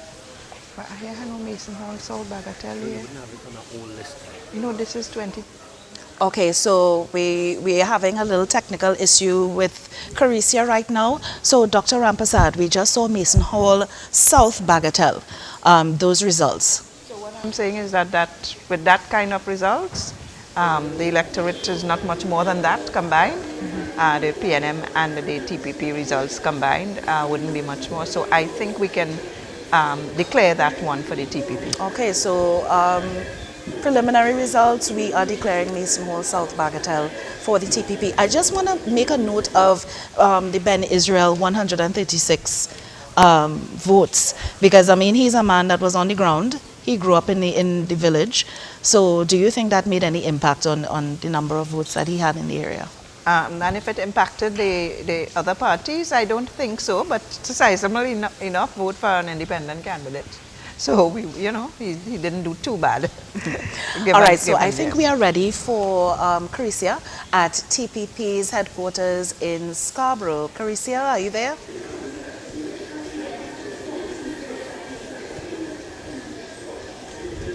Yes, good night once again. So the Tobago People's Party is in celebration mode. As you can see behind me, supporters are already making their way to the Scarborough Esplanade for a celebration. The party's political leader, Mr. Farley Augustine, is expected to address supporters in a short while. So earlier tonight, the TPP's chairman, Ms. Anne Natasha II, would have announced that the TPP has declared 14 of the 15 seats in this 2026 Tobago House of Assembly elections. So the 14 seats that would have been held by the PDP then turned to TPP over the last 4 years. They have retained these seats. Of course, when we left, numbers were still coming in for the Darrell Spring Wim seat. However, from the looks of things, it seems as if Mr. Kelvon Morris, the People's National Movement's candidate, would have retained this particular seat. As I noted earlier, persons are making their way to the Scarborough Esplanade with flags, their jerseys, persons are cheering, their rags, they are ready to celebrate. It's also a reflection of what the TPP would have experienced in 2025, winning both seats in the general election, the Tobago East and West seats. Another victory for them in this time, the Tobago House of Assembly elections. But we will bring you all that is happening here now for the TPP celebration at the Scarborough Esplanade. Carissa Douglas reporting live from the Scarborough Esplanade for TTT News. Back to you in studio. For Darrell Spring Wim, Elon Berkeley, IDA with 1, Kelvon Morris, 497 votes, and Ricky Jofield of the TPP, 449. Now, we knew this would have been close. We knew this. Dr. Rampasad, what are your thoughts so far? They're claiming 14, but we still don't know about this about Darrell Spring Wim. Right, so the trend is it's going towards the PNM. But it's interesting dynamics now, and with all due respect to my PNM colleague here, lost, crushing defeat in general elections 28, and I started off with that, this is a test of the PNM, and it suggests that, opposition didn't help them, because sometimes incumbency works against you, because now the expectations are very high. He's been the incumbent, this Farley Augustine at the TPP, he's been the incumbent. Pretty new party because the PDP morphed into the TPP. The constituency, however, I think, and this is what I'm saying, that we've had DAC, NAR, TOP, PDP over the years, and I think that's a constituency that doesn't support the PNM. It's an anti-PNM constituency. So the PNM held the reins from 2001 up to 2017. In 2021 January, we saw a tie, and then the reconfiguration of the constituencies to be from 12 to 15. PDP grabbing 14 out of those, and now the TPP almost the same. So it's very, very interesting dynamics. We've heard the issues. We've heard the issues in the platform, in the campaign trail. We've heard the issues from our commentators today. So we want to see how Tobago is going to go forward in the next 4 years. Yeah, I mean we are also standing by for Ansel Dennis, the Yes. political leader of the PNM. He is going to come to speak with reporters and the membership in a little while. So as soon as we are ready, as soon as he is ready actually, we're going to bring that to you live. Mr. Hislop, I mean, hearing from the trajectory of what is might expected to happen on the preliminary results aspect, you know, what are your thoughts? What's going through your head right now? Well, listen, I'm a realist, and life, this is what life gives sometimes. There are times you are up, there are times you're down. The PNM has seen the halls of power for so many years and has also experienced opposition. But one thing remains consistent, is that the People's National Movement is not just a party, and a structure that has been tried and tested, whether it be 33-3, 20 years at one assemblyman in the chamber for all that period of time. But the party continues to survive and to thrive in some instances. And when you encounter these sorts of defeats, it has to set you in a position where you have to reflect and you have to reassess. The party celebrates 70 years this year. And so at 70 years, you now have to reassess. Where do you go from here? What's your positioning? How do you rebrand? How do you retool yourself? But still keep true to your core beliefs and your core tenets. And so I see that this will be an opportunity for the party to do a proper assessment of itself, especially in Tobago, and to see where we go from here. And we wait to hear from the political leader.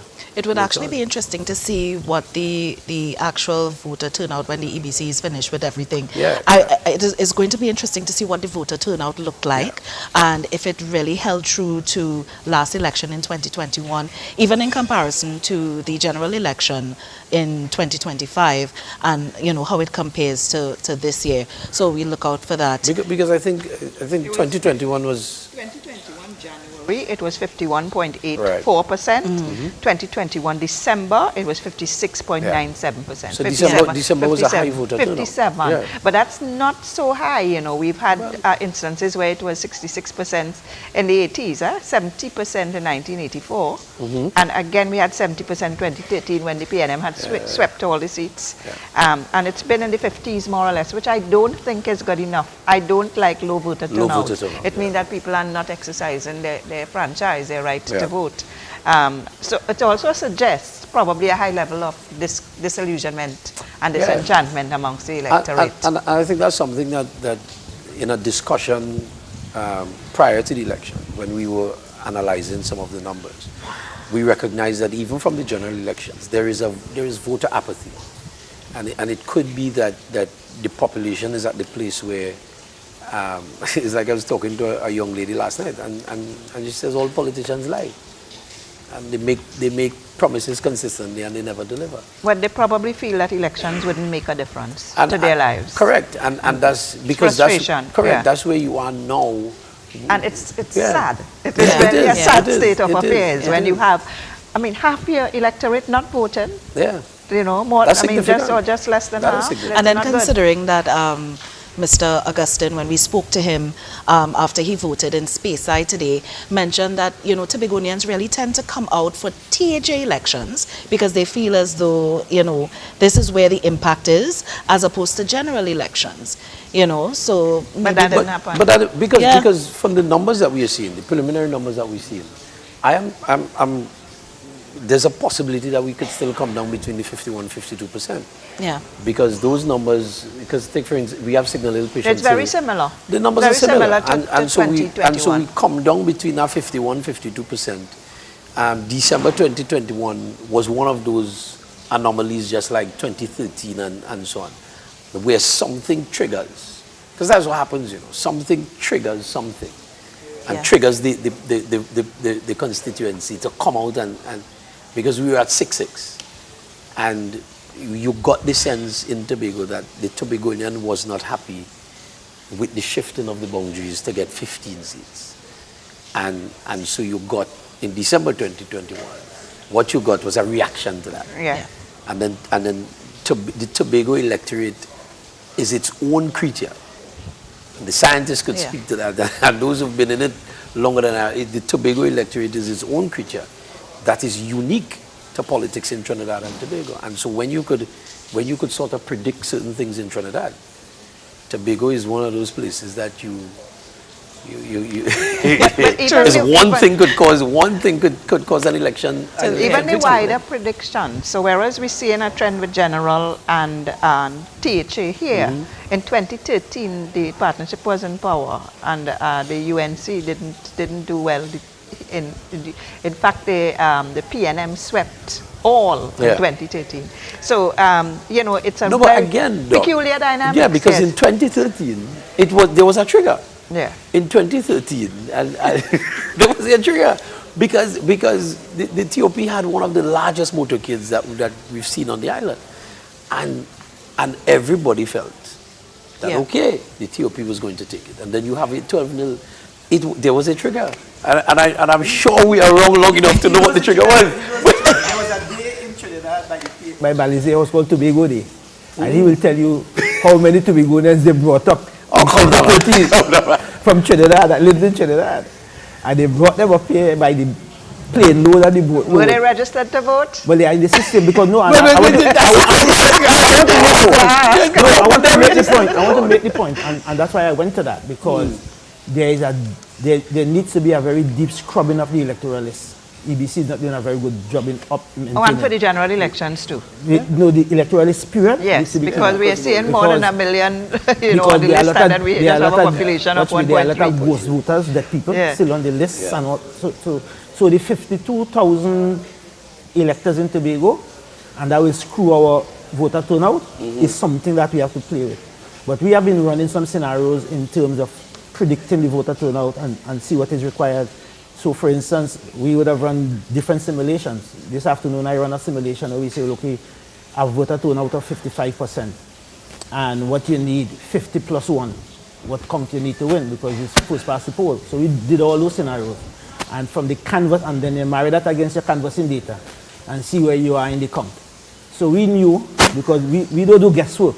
So you want to say you did the right thing in the campaign? We did not the campaign, but the strategy and how you do the canvassing and what you're looking for and tracking the data and the trending. So once you do that properly, then you can predict. He will tell you that I said 15-0. I also said at the meeting in Bethel a few nights ago that I got a signal from my Council of AI that there was a request from Ansel Dennis to write his concession speech. And I got one this afternoon where he also asked to write his resignation. But we don't know he lost yet, huh? No, Ansel Dennis lost. The leader lost Boku long time. Sorry, the PNM seat. No, Ansel Dennis is the PNM leader. I understand. Yeah, so he has resigned. Fly high, Ansel. Fly high, man. That's the Council of AI. That's the Council of AI. The alert of the Council of AI. You could be the next leader. But leave me alone. Are you going for leadership? Leave me alone. Doc, we talking serious business. No, but we talking serious business. There's a vacancy. There's no vacancy. There is no vacancy. So he's in the run. He's in the run for leadership. You're in the running? Okay. Yeah, he's in the running for leadership. Because certainly Ansel Dennis would not be able to be the leader of the PNM. So you should take up the challenge. So he, Shamfa, probably Ayana, and who else in the lineup? So you are one of the faces. Fly high, Ansel. Well, I don't know. I'm just saying that you have to look for a leader. That's what victory does, you know. So enjoy it. No, we work for that. But more than that, now again, viewers, this is according to Mr. Richard's Council of AI, and it is not a reflection of the reality of the situation as we know it now. But everything is still preliminary. But we just got a notification that he's going to speak to us shortly. Yes, he's expected to speak. And then you will see that my Council of AI was in fact correct. But we'll get past that. You mean the 15-0? Of course. Very much so. But more than that, I want to go back to the issue of how the politics is trending. And you know, Mr. Islap is more religious than I am. And I will say that God, in his wisdom, made man for a time and a season. And he said in the Bible that there is a time and a season for everything under the sun. And he said man should live for 70 years. Oh, 3 score and 10. His party is now 70 years. And this is a reflection that people are living up to 99. No, he said by virtue of strength and by his own blessing. But he gave his marker was 70. And I'm using that to say that PNM is turning 70 this year. And in the context of the Tobago politics, the PNM is dead. And there's a cremation plant tonight, Blue Flames, 15,000 degrees Celsius. And we're not even burying the remains in Tobago. We're throwing it in the Boca City deep blue. That's a very strong statement. I would like to insert a question in here. All right? Now, should there really be a review of the election process? I say this because, you know, it has been said here that Tobagonians really vote. There's that one thing that triggers a whole different type of result. So then, should it be then that political parties, political leaders, advocates really drill into the education of the political space, the political arena, what governance is, the importance of exercising your franchise, so that the voter turnout could be a little bit better. That's more easily said than done. There's something called political culture, which is very, very slow to change. And we teach all these things. We teach governance, we teach ethics, we teach anti-corruption, morality in politics, all these kind of things at the university. And these are courses they take in political science. But not all of these people would have been, have gone to university. But it's a culture. In Trinidad and Tobago, what's the culture? I tell my students, people say we don't have an ideology. It's not republicanism and Democrats left and right. But we have the ideology of race in Trinidad and Tobago. So there is a different political culture there guiding the electorate. So these things are not easy to change. Right? We have it since 1956. And if there is something that triggers, and it might be something silly, that you start to wonder, about the intellect of the voter, it is not something that you're likely to change, because it may not be important to you, but it may be important to the voter. So the psyche of the voter, what they are thinking and how they are thinking, that is the study we have to do. What impacts their thoughts and their psyche and their choice of a candidate. Yeah. Because, I'm sure that there needs to be an evolution of how we view our country and how we view our leaders. But issues were on the table, I followed the campaign, and the economy was there, the autonomy was there, all the issues that affect the people, tourism, diversification, unemployment, a lot of these issues were there. So it's not that the people are not aware of it or that they're unheard of. Both sides have raised these issues, which are relevant issues to their daily lives. But clearly that is not what impacted their choice. Because you have to ask yourself the question. And one of the things that I wish for politicians and political parties to do is to be gracious even in a victory, right? Because the truth about it is, especially when you are governing an island of about 60,000 people. Everybody, I was making the comment earlier tonight that some of the comments and the rhetoric on social media in the politics between Tobagonians can be viewed differently than between Trinidadians. So in the general elections, you will get all the rhetoric between Trinidadians. But when you come to the THA elections, or even a general election, and you have the two Tobago seats, when you utter certain things on social media or make certain comments, you could be actually saying something ill of your own cousin, your brother, your sister, because we're such a close-knit society. And so we have to be careful, even as politicians. And I am one, and I have also to be careful when I mount the platform, the things we say, and understand how that will affect people. Because now you have a situation where, according to Mr. Richards, that the TPP has a 15-0 victory. How you govern in a space where you have no opposition says a lot about who you are as a leader.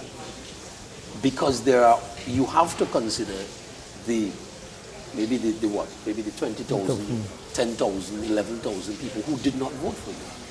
And the reality for people on the ground is that there were persons who felt the brunt and the harsh big stick of the PDP when they came into office, and persons lost jobs unceremoniously under the administration that is now governing the THA.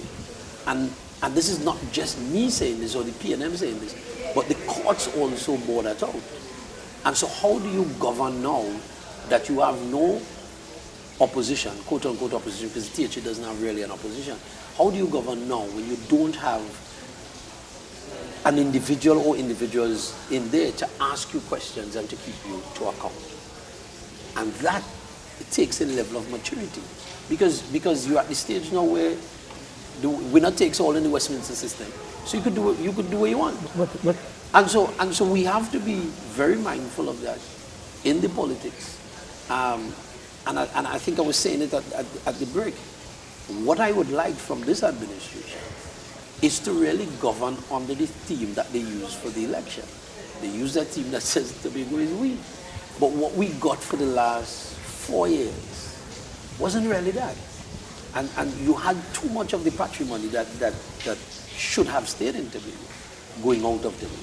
Well, so that is one of the things that I would like to see differently from this administration for the next 4 years. If you're going to govern for all of Tobago, govern for the benefit of all of Tobago.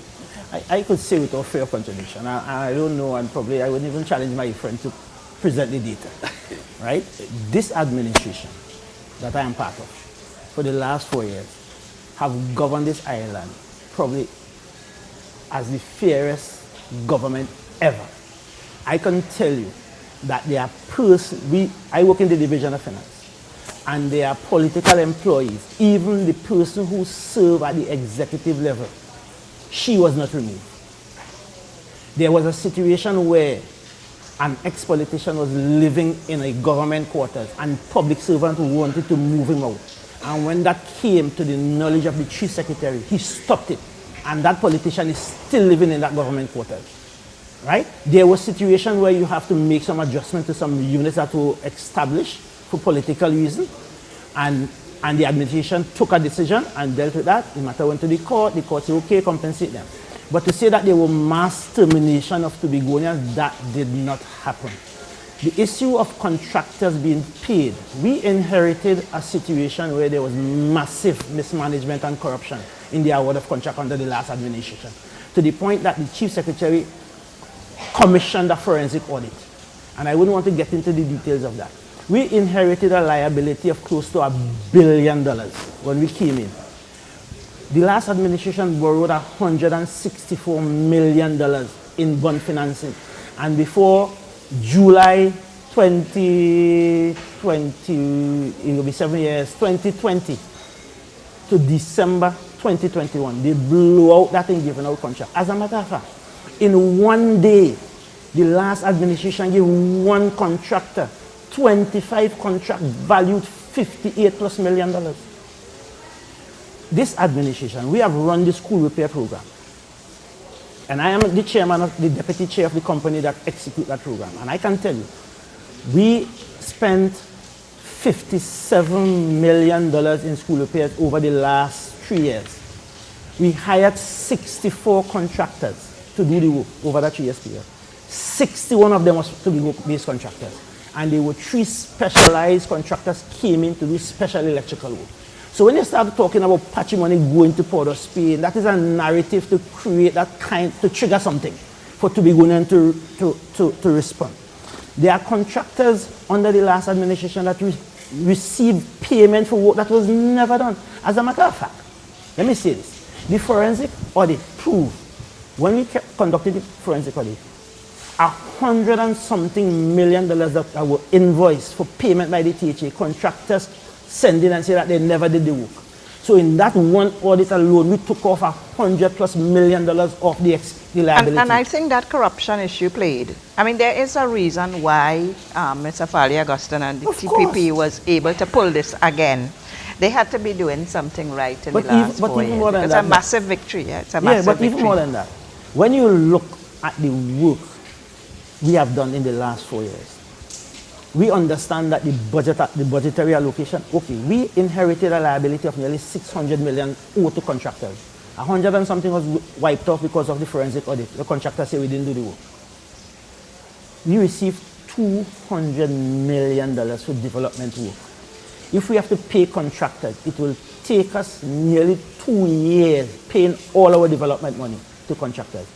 We made a payment arrangement with contractors that we are going to pay you, but we can't pay you all the money at one time. And we are going to pay for work that were done, verified, acceptable. We have situations where contractors owe the THA money when we do the forensic audit, you know, and those things will come. So when we are talking about that, we have to put the thing into context. An administration came in and have to reset the entire THA because you inherited an administration that was corrupt, mismanaged all over the place. Public servants were stressed out, and you have to reset. And therefore, it takes time for that to happen. And then we went into preparing a pathway that we are going to take Tobago and make Tobago the greatest little island on the planet. We spent 2 years preparing that document. That's why the blueprint could be such a precise document, speaking to the issues that we need to attend to almost immediately. Because we have been listening to the people, we have been doing the work, we have been listening to the cries, we have been feeling the pain for 21 years, and therefore the response of this administration in the last 4 years was tremendous. All right, I'd like to stick a pin right there, Mr. Richards. We have results on screen, preliminary results on screen. Roxborough Argyle, Shonay John, 318, representing the PNM, and Orlando Kull of the TPP, 831. We could call that for the TPP. That we could call it TPP. I mean, that was Watson Duke. That was Watson Duke. That was 1290, 696, and 2,000 voters in the last. So that is gone. That is gone. Yeah. But and there's a point to that, because you see the heartland of the TPP and the PDP is Tobago East. Mm-hmm. If you go back to the data and you do it by polling division, you will see that it's the Tobago East turnout that brings up the voter turnout. You know, you got 70-60%. Also in the general election. Yeah, so you see that in the dynamics. So the heartland of the party is in the East. We have Bethel Newgrange as well, Terence David, with 1 vote representing the IDA, Sterling Timothy, 92, representing the PNM, and Darren Henry, 167 votes for the TPP. But I think more results might be out by now. It's almost 10. Yeah, and then there might be more. And this one was another big win for the TPP in 2021. Yeah. That was actually quite a big district, more than 2,200 votes. Voters. Okay. Yeah. So we'll keep our eye as the results keep coming in. All right. So, Mr. Hislop, I mean, the People's National Movement has tried to reevaluate the situation coming from the general elections, now the Tobago House of Assembly, even the last Tobago House of Assembly results. You know, how is the party going to move forward now after this, after the results come in for this election? The truth is, under his leadership? Again, that is not the reality of the situation. You should take up nor is it the views of Lawrence. Right. And please, you're enjoying the victory. That's what's going to happen. Because if the shoe was on the other foot, you wouldn't, right? Am I not? That's for the party to decide. The party will decide. Okay, sorry, Mr. Hislop, but I have to disturb you. We are actually going to go live from the PNM headquarters, where the political leader of the People's National Movement is just about to speak. I think we may have just about a minute or so. Right. So if you have something... No, as I said, the party has its structure. Oh, actually I have to toss over now. I'm so sorry. That's fine. All right, so we're going to the TPP, the PNM, headquarters in Scarborough, Tobago. Let me go. All right, so good evening, everyone. I am here to do 2 things. Number 1, I'm here to concede defeat in this Tobago House of Assembly election.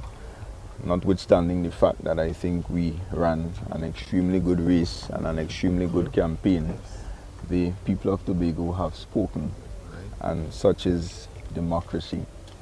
And I want to thank the people that supported the PNM. I want to thank the candidates, some of them here with me this evening, the 14 of them excellent, outstanding individuals who offered themselves at a very difficult time for the People's National Movement, trying to move from opposition back into the Tobago House of Assembly, offering the people of Tobago something different, something bold, something new, to put Tobago first again. It was not meant to be, obviously, and as I said before, that is democracy at work, and as is always the case in the PNM, we respect the wishes of the people of Tobago and we accept these results in this election. I want to thank our supporters, the campaign team. There are people out there who chose to register their support for the PNM, signaling that they believed in what the PNM has to offer the people of Tobago at this point in time. But in democracy, in this kind of democracy, the majority rules. And some of the seats we lost by very narrow margins. We don't have the final numbers as yet, but I expect there to be some recounts along the way. I think, Kelvin, you lost your seat by 17 votes, so obviously there will be a recount in that case. And the second thing I want to say to the people of Tobago is that I intend to support a transition to new leadership within the Tobago Council of the People's National Movement. I will be 39 on Wednesday, and I will be calling it a day or perhaps a week in politics, right? I think I have offered myself to the people of Tobago from 2012 at a very tender age to now. I had the opportunity to serve as an assemblyman for the people of Buku Mount Pleasant. I served as an assistant secretary, deputy presiding officer, and then most recently as chief secretary. And as usual, when you preside over a defeat, it is usual for the political leader to step aside. And I want to say thanks to the people of Tobago and to the people of this party for the opportunity to serve. It is not something I took lightly over the years. I considered it a great opportunity and a great responsibility to serve the people of Tobago, right? But following the results of this election, I will be stepping aside at an appropriate time. Of course, it will be done responsibly to ensure that there is, as smooth as possible, a transition to whoever will emerge as the next leader of the PNM here in Tobago. In fact, we are due to have internal elections in April of this year, which is what, in 3 months? And I will discuss with the leadership all the possibilities, including the possibility of having the internal elections sooner than they are due, so that we can transition and prepare for the next 4 years and prepare to hold the next or the same THA administration accountable as far as we possibly can. What do you think in terms of the PNM? Where did the PNM go wrong? Well, it's difficult to say at this point. I really cannot evaluate at this point in time and say to you that there are things, especially during the last 3 or so months, that we would have done differently. Again, I think the campaign was an excellent one from all reports. I think the messaging was very appropriate and relevant. I think there were sufficient issues in this election that we highlighted. And of course, we will do the necessary analysis of the election results at the appropriate time. In fact, the campaign team will meet before the end of this week, and the leadership as well will meet to discuss the outcome of this election. and to see how we go forward. Mr. Augustine would have said earlier today that the issue of the radar is not something that swayed the voters. What's your take on that? Well, it's difficult to see because again, without analyzing the results carefully, it's difficult to see because when you evaluate the results of the election, it points to this administration winning with less votes, significantly less votes it appears to be, and I don't have all the numbers at present, but I'm just talking based on the information I've seen. Less votes than they won with in 2021. So it points to a certain level of lethargy and a certain level of disinterest in the people of Tobago, where this particular election was concerned.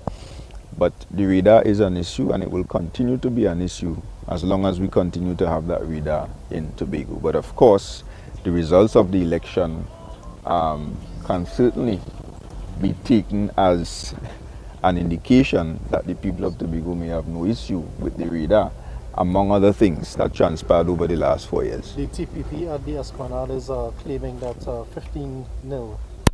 Can you confirm or deny? And Well, it's still preliminary figures at this point in time. Right, so I don't have the final results. What I can say is that we have lost the election. I don't know how many seats, I don't know the margins as yet, but we have lost the election as I conceded before. Well, we were told by the ADC's CEO is that preliminary results indicate 15-0 in favor of the TPP. And again, I have not seen the preliminary results as yet.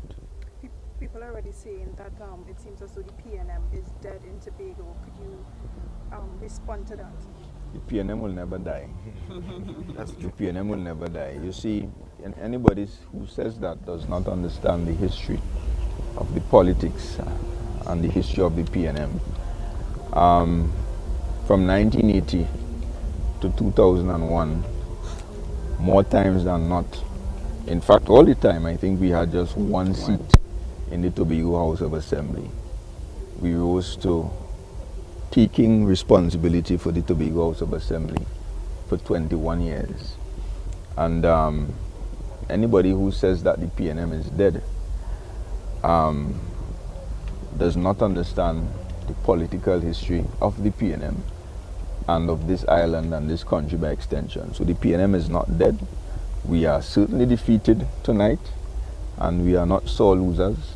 We will never be sore losers. In fact, I am in very good spirits. I've accepted learning. I don't like to call it losing, but I've accepted learning as a part of life. And of course, going into any undertaking, you always, and maybe it's a life lesson for all of us, you always have to be prepared for any outcome. I mean, there's a representation. If it is in fact 15-0, of course there would not be any opposition. So, how do you envision a Tobago House of Assembly over the next 4 years? Well, if that's what the people of Tobago choose, then all of us will have to live with it. But I can tell you that as a political party, under new leadership at the appropriate time, I am sure that systems will be put in place to try as best as possible to hold this administration accountable. And we have said a lot on the platform in this election campaign, and therefore I will not repeat it. But it is very important that we find ways to hold this administration accountable to the people of Tobago, or else we will continue to have even greater issues than we had over the last 4 years. In the past few elections, we saw, I think, 57% voter turnout, just short of it. In 2021, it would have been about 50% upwards for the past few elections. It seems as though it's a low voter turnout. Do you think there's not enough confidence in the voter in Tobago itself? Yes, I did indicate earlier that there seems to be some lethargy, and the people of Tobago may perhaps be losing interest, and this election perhaps indicates that people are not necessarily satisfied with the governance given to them over the last 4 years, and understandably so. But for some reason, notwithstanding the fact that I think we had a solid campaign, a solid message, and so on, people were not moved towards supporting the People's National Movement or towards supporting change. And I must admit that I saw those indications earlier when I realized that the voter turnout was not as high as I expected it to be. Do you think you not stepping down or stepping aside as leader of the PNM Tobago Council would have contributed to today's defeat? Perhaps, I don't know. In 2021, we lost an election like tonight, right? 14-1. And I decided to take on the responsibility of leading the party at that time. Could I have stepped down? Perhaps I could have. But I don't think it would have been in the best interest of the party to step down during that 4-year period. But I'm stepping down very soon. And I hope that will make a lot of people more happier. When did you notice this dissatisfaction among the electorate in Tobago? Was it during the campaign? Was it earlier on? Dissatisfaction with what exactly? The voters in Tobago. Is it something that you noticed during the campaign trail when you were talking to people? No, not necessarily. In fact, as I said, the campaign was very vibrant, very energetic. We were able to attract massive amounts of people to meetings, Tobagonians. We were having the conversations on the ground. The candidates were talking to people, talking to the electorate. And our information is that people were dissatisfied. But for some reason, on election day, that dissatisfaction was not reflected in the results. Some are saying that, while it is a sweep, it is not something to celebrate because of the voter turnout. Do you share that same sentiment? Because it seems like people are just dissatisfied with it. Yeah, and I did indicate that before, that the low voter turnout signals some level of disinterest in the process or a significant level of dissatisfaction, that we don't like what happened over the last 4 years, but we're still not prepared to support the change. I've heard people say, well, let's give them some more time. We have said on the campaign trail, some more time to do what? To further abuse and victimize Tobagonians. But again, the people decided, and we respect the results. And yes, the results were pretty close in a number of the seats. And elections and election nights are about swings. And we did not achieve the swing that was needed to bring home the majority of seats. There's also the comment that there are no longer any safe seats for the PNM in Tobago with these results tonight. Just respond to that. There's no safe seat anywhere in Tobago. As I said, it's about swings, and the swing could go either way at any point in time. In an electorate of 3,000 people per district, where the margins of victory are, I guess you consider 700 votes a landslide victory. In the context of Trinidad, a landslide is about what, 7,000, 5,000 plus votes. That 7,000 landslide, all it takes is a swing of 350 votes to erase that, and that can happen very, very easily. And just one last question. I just want you to speak directly to your supporters, those who are actually having a hard time with the results. Just speak directly to them. What would you say to them? Well, I'll say to them, do not lose hope in the PNM, and do not lose hope in Tobago, right? The elections are over, and we must continue to do the work to build our party and to build this island. And I want to say that there is a lot of work for the members of this party to continue to do, and there's a lot of work for the next leader to do, so that hopefully in the next 4 years we will be able to attract the kind of support from the people of Tobago to make a difference in the next Tobago House of Assembly elections. Mr. Dennis, we've heard from you so far. Let's talk to Mr. Morris. One question. All right, so we are going to take a very quick break and we will be back. Stay with us.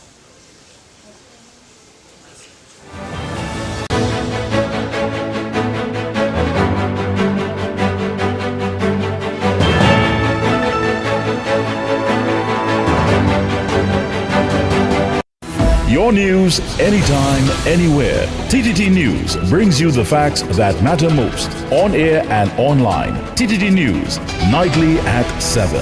TTT News, committed, accurate, relevant.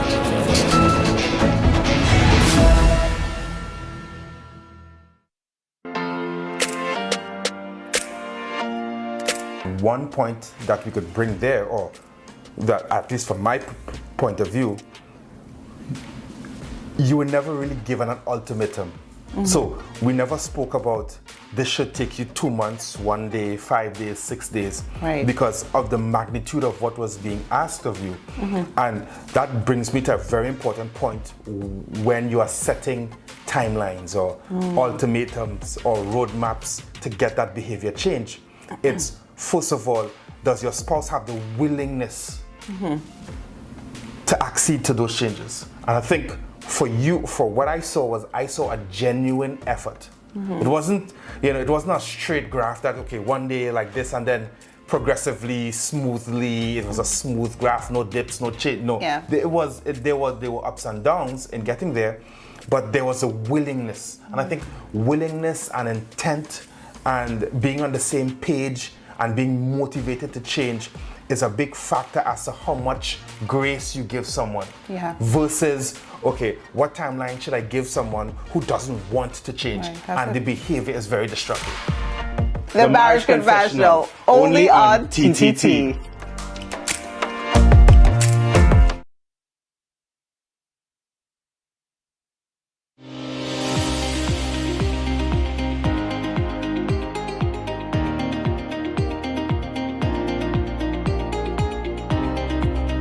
Health and wellness, the core of our existence on planet Earth.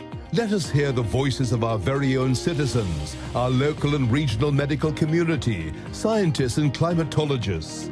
Caribbean Medical TV is geared to developing a consciousness in our people in terms of our health and lifestyle.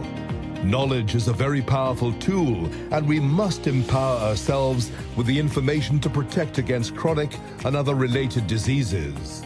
From the impact of climate change on our health to NCDs, Season 3 of Caribbean Medical TV tackles the challenges we all face, giving our citizens hope for a better tomorrow. Be viewing Caribbean Medical TV every Wednesday at 7:30 p.m. on TTT. One big bad virtual fair starts in.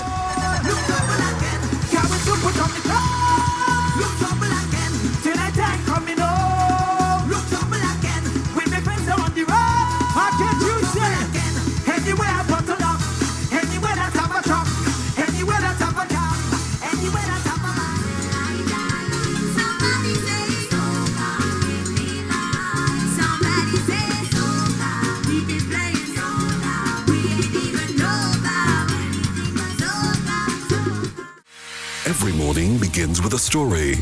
The headlines you need, the voices you trust, the conversations shaping our nation. Welcome to Trinidad and Tobago Today, where your day starts informed and inspired.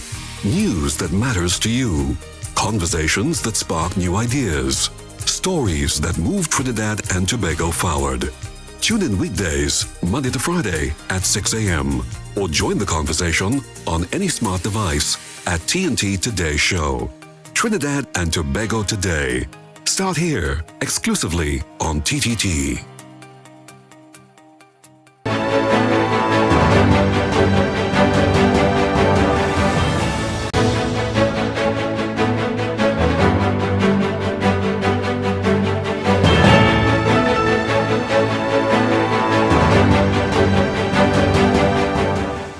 Welcome back to the Road to the Assembly, hashtag THA Elections 2026. And I mean, you've been with us for the long haul and we intend to stay until all of the speeches are said and all of the votes are counted.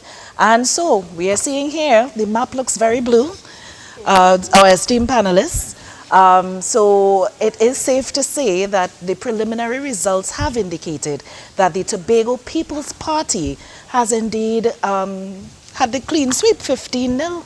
15-0, as predicted by the AI of Mr. Richards, right? If we understand the science of election, election is about really tracking your numbers, knowing who your voters are, and why the canvassing, all the pretty speeches to keep the base energized and activated and so forth. But election is one an election day. And once you do the work and you do the canvassing and you do the analysis and you know what you're looking for to win, and you tell your runners that, look, our target is 1,000, 1,500 across the board, and you do the different voter turnout scenario, you can call the election by, my intention was to call the election since 4 p.m. based on the exit poll strategy, but you know, the systems are not robust enough to give you that information in real time. But we are going to build that out in the next 4 years, and that will even spell greater calamity for the opposition in Tobago. Yeah. I don't know if the opposition in Tobago will be the PNM, or if Watson will emerge as the next opposition. But he said he wanted to join parties. Well, now that there's a space, you don't know what's unpredictable, you know. But we'll take him on board. But we're seeing the Tobago People's Party celebration time happening there in Scarborough, on the Scarborough Esplanade as we speak. You know, celebration rally. I want to congratulate, be amongst the first to congratulate Mr. Augustine and the TPP. This is a phenomenal victory. If it is indeed 15-0, the only other time we had a situation where a party swept all the districts was in 2013 when the PNM won. 12-0. Yes. So, and something happened, eh? You have to tell me what happened, eh? Something happened, you know. So, you know, there was a kind of political identity issue taking place, and then they had linked us with the partnership in Trinidad and what was happening in Trinidad, and then there was this whole thing about the Calcutta ship. So that dynamics changed the whole plan. And then they were. But what do you think happened today? Today is pure performance. Today is, you know, we have presented a blueprint, and I think all will agree. It is a much superior document to this big red deal you had. And the precision of this is going to be what's going to guide and control the administration in the next 4 years, because the people of Tobago will use this document to hold this assembly, this government, incoming government accountable, because they have written what they're going to do, you know, and they give you what they're looking to achieve. And therefore, this in itself is a contract, a covenant, that you can say, in 4 years, you have said you're going to do these things. And you can score the performance of the administration based on this. Because they came to you and said, this is what our plans for you for the next 4 years. So this in itself is a big blue marker by which you can hold the government accountable to the people of Tobago, this document. So it will be important for every Tobagonian to study and understand what is being proposed in this blueprint and how it impacts them, so they can hold their representative and their island government accountable in the next 4 years. Now, we had some very interesting developments, even while conceding defeat a little while ago. Ansel Dennis, political leader of the PNM, said he's going to step down. He's stepping down from leadership. He's making way for new ideas, fresh blood, as you can say. You know, he also mentioned that internal elections for the PNM is expected in April, but that can be adjusted, you know, for the situation. And I didn't even realize he was 39 years old. Yeah, very young. Yeah, very young. Accomplished, you know, 39-year-old.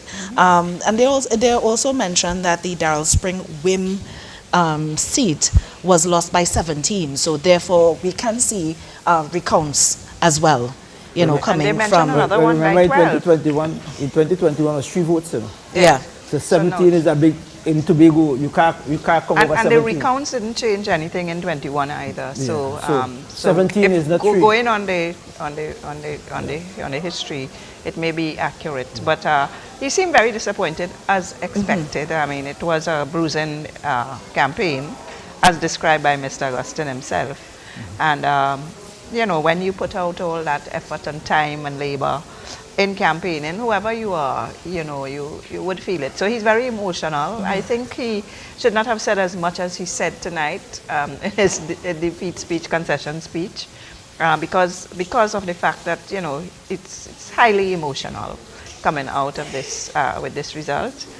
Probably would have waited, but I think he made the decision. He's going to step down, and he probably made that decision before, that if he should lose, the PNM should lose this election, he would step down, more so if it's a 15 sweep. Yeah. Clean sweep. Mr. Hislop, I mean, I'm not sure if you were privy to what Mr. Dennis would have said before. Certainly AI would have predicted that, but now we have it officially, so we can say it now. But Mr. Hislop, what do what are your thoughts? What are you thinking, considering that Mr. Dennis said that he's going to step down from his... Well, the thing about it is, I mentioned before, the Westminster style of government, or the Westminster system. Mm-hmm. And it is par for the course as a leader in our system of governance, that if you lead a team into an election and you lose, especially you lose at this kind of magnitude, that the gracious thing is a resignation.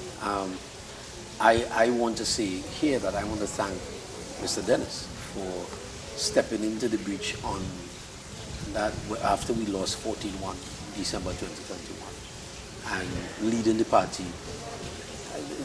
The legacy of leadership in the PNM is something significant, and anybody who steps forward for leadership, you ought to tip their hat to them, because leadership is never an easy road.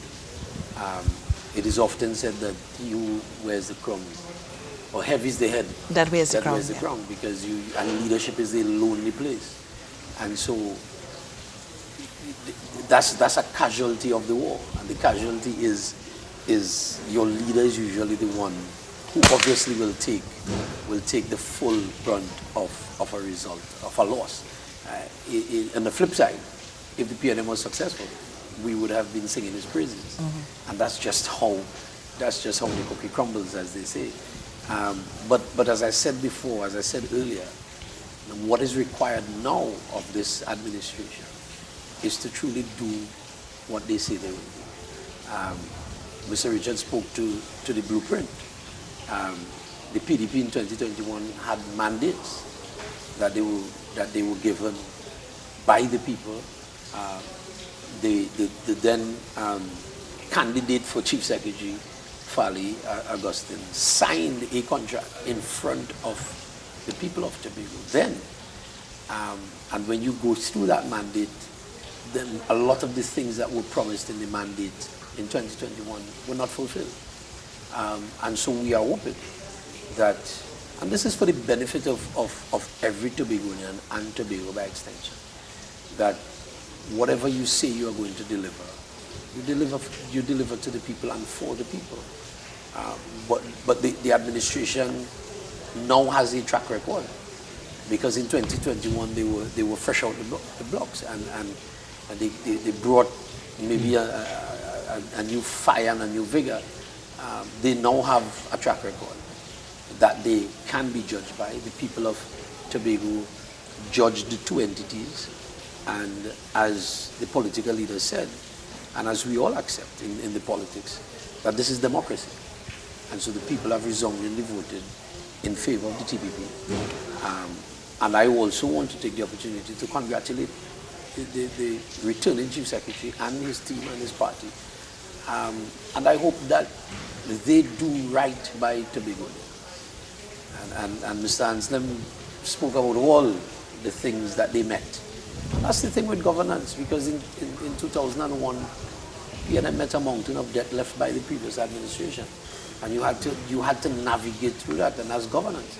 And so we're asking that they do right by the people of Tobago. And when Mr. Richard speaks about no mass retrenchments took place and no mass firing took place, you can't say that to an individual who one day they were employed, the next day they're not. You can't say that to an individual who couldn't figure out where their next meal was coming from or how they were going to pay their bills and so on when they were unceremoniously laid off. And if they were not unceremoniously laid off, then the courts would not have said otherwise. And so these are real stories for real people. Real people, real Tobagonians was affected by victimization. And so in the midst of all the celebration, in the midst of all the 15-0, we just asking this administration to do right by the people of Tobago and do right by every single Tobagonian. And not because I may be a P&M and I may be a contractor and you perceive me to be a P&M contractor, that I am unable to be part of what is here for all of us. I may be a P&M who voted for the P&M and my contract may need renewal. That should not be a factor if you are governing for all Tobagoans. And these are real stories that we're talking about. And so we can't just sweep it under the carpet because 15-0 is a huge victory. And there will be euphoria. In 2013, the PNM felt that euphoria with a 12-0 victory. And so that's all we're asking for, that you treat every single Tobagonian as if they are Tobagonian and not PNM Tobagonian. Yeah. Are you saying then that the PNM is going to continue to keep account and to hold the whole Tobagonians and the TPP to hold them into account for their promises going forward? That's not, there's no argument there. The PNM will continue to be the people's national movement and the PNM will continue to have a voice because not only is the PNM a national party, but you have Tobagonians functioning up and Tobagonians as members of the PNM. And so we live here, and so we experience life here, we live life here. And so if the TPP is unable to stick to its blueprint and the contract that they signed and the covenant that they signed with the Tobagonian, it is up to us, those of us who have a voice. And this is even for persons who voted for the TPP. If you recognize that what you voted for you are not getting, you ought not to wait for the next 4 years to say something by a vote. Democracy, yes, you're given the option to vote every 4 years, but you still have a voice. And so if what the TPP is not, if they're not doing what they promised to do, every Tobagonian has a right to say, this is not what I voted for. We do agree with this. Do what you say you're going to do.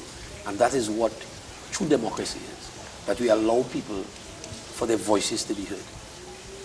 And so yes, you have a blueprint. And this is all the grandiose plans that you have. But remember the individual, remember the Tobagonian. Fulfill, who trusted in your blueprint and who believed in your blueprint enough to vote for you. And those who didn't even trust in your blueprint and who didn't vote for you have a right to live here just like those who voted for you. And so we ought to be treated with a level of equity. We ought to be seen as Tobagonian. I know he's going to tell me, well, the slogan was "We's Tobago." Well, I just want to show you I know that's what he was going to say, but as I said, the administration has a track record.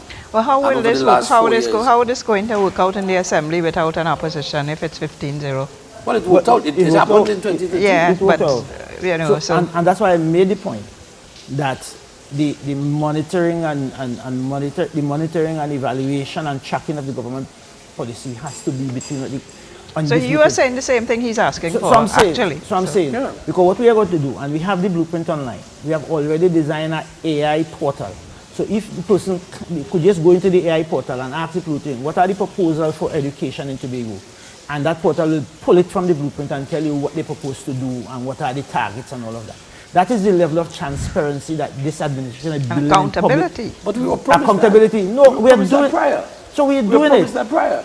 No, and it was never fulfilled, Mr. Richards. What? We were promised that prior. We were promised that in 2021 we were promised that every single contract that would be issued by the Tobagos of Assembly would be placed on a website or a portal, and that every Tobagonian could see who gets the contract and for what value, and that was never done.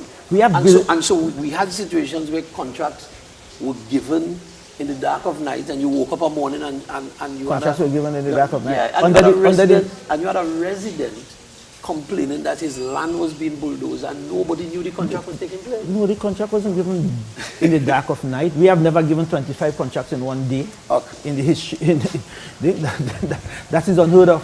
25 contracts to one contractor in 1 year. We have not sat down as an executive and say we are going to spend $150 million on projects and choose 4 contractors and share it up. We don't perform like that. But you gave a contract for $100 million to one contractor. If we have to build, let's go to that. And I'm saying, and I just give you the example that we have employed more Tobago contractors in our school repair program. So when you're saying that Tobagonians, and one of the contractors who is a proxy and established this contract association, he continues to receive contracts from the THA. And he's claiming that he has not been, he was paid. As a matter of fact, I was in charge. The chief secretary gave me a mandate to work out the payment arrangement for the contractors who was owed. He was one of the contractors we paid early in 2003.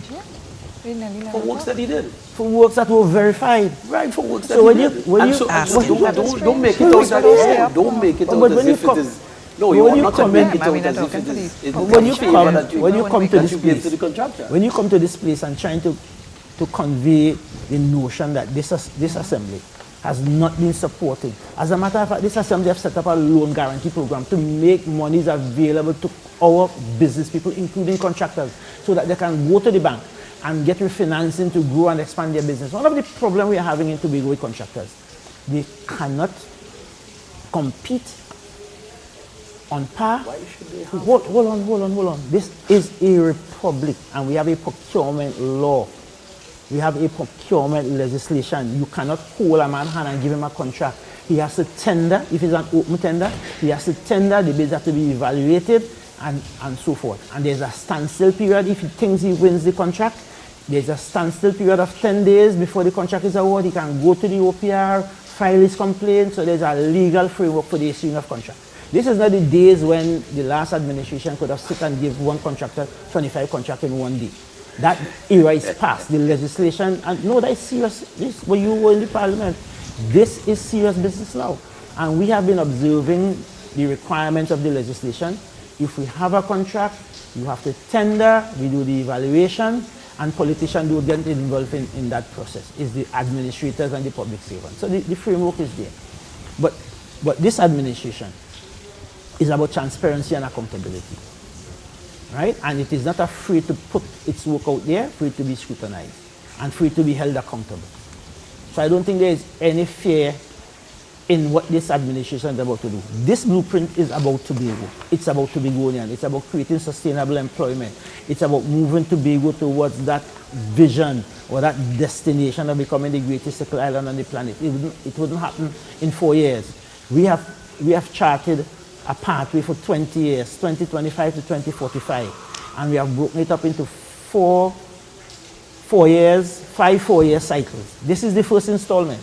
We spent 2 years preparing for this, reviewing what we inherited, doing the work. So we can now say to Tobagonians, we have a plan. We have a serious plan. And we have shared it, and Tobagonians have invested in the blueprint. All right, we are awaiting Mr. Augustine. He's expected to be heading to the Scarborough Esplanade. So we're just going to take a quick break and be right back.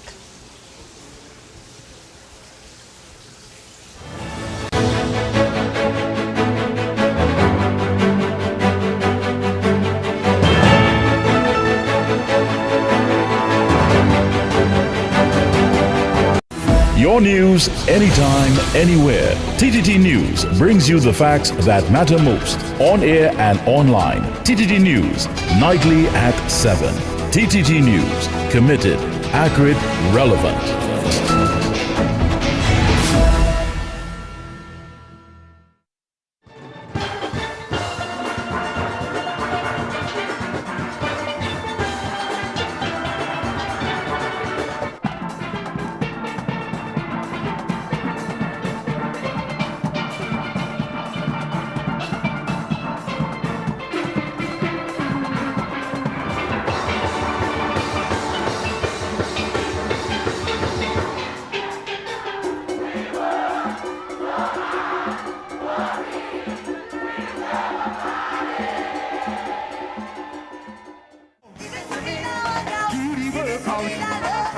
work out. Give it to me now, Lord. Go. Give it to me now, Lord. Give it to me now, work out. Taba de fuego. Lava your chaplo. She set the place on. Baila, mami, mami. Baila, mami, mami. Baila, mami, mami. Baila. All day. Not gonna leave you for nothing. I'm gonna play for you, bum, bim, bim, bam, bum, bum. Hey, bim, bam, bum, bum.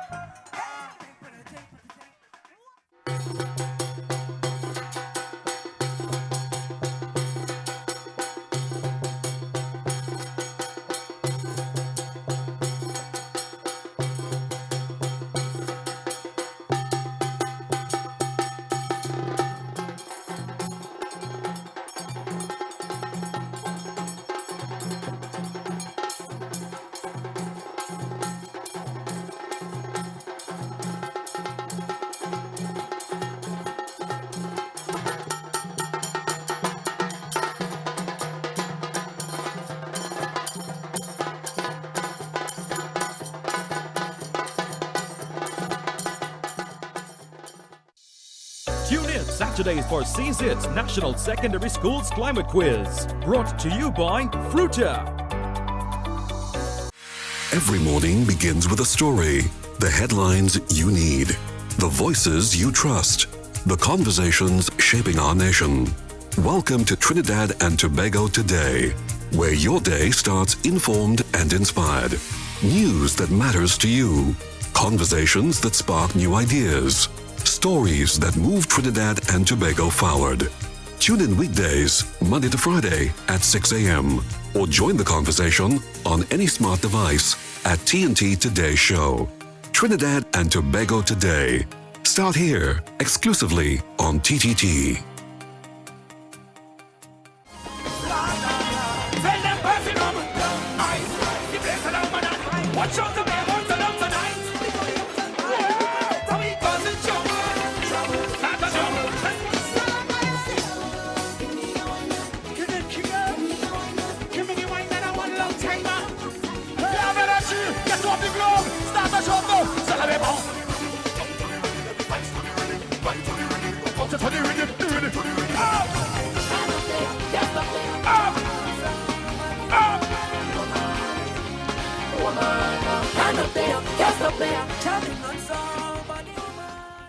Line and Length, the #1 cricket program in the West Indies, is on TTT.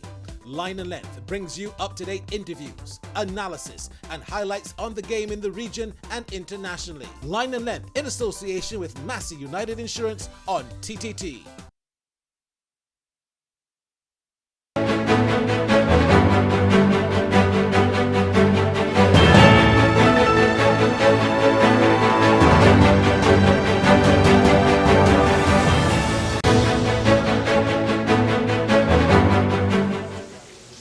You are viewing The Road to the Assembly, hashtag THA Elections 2026.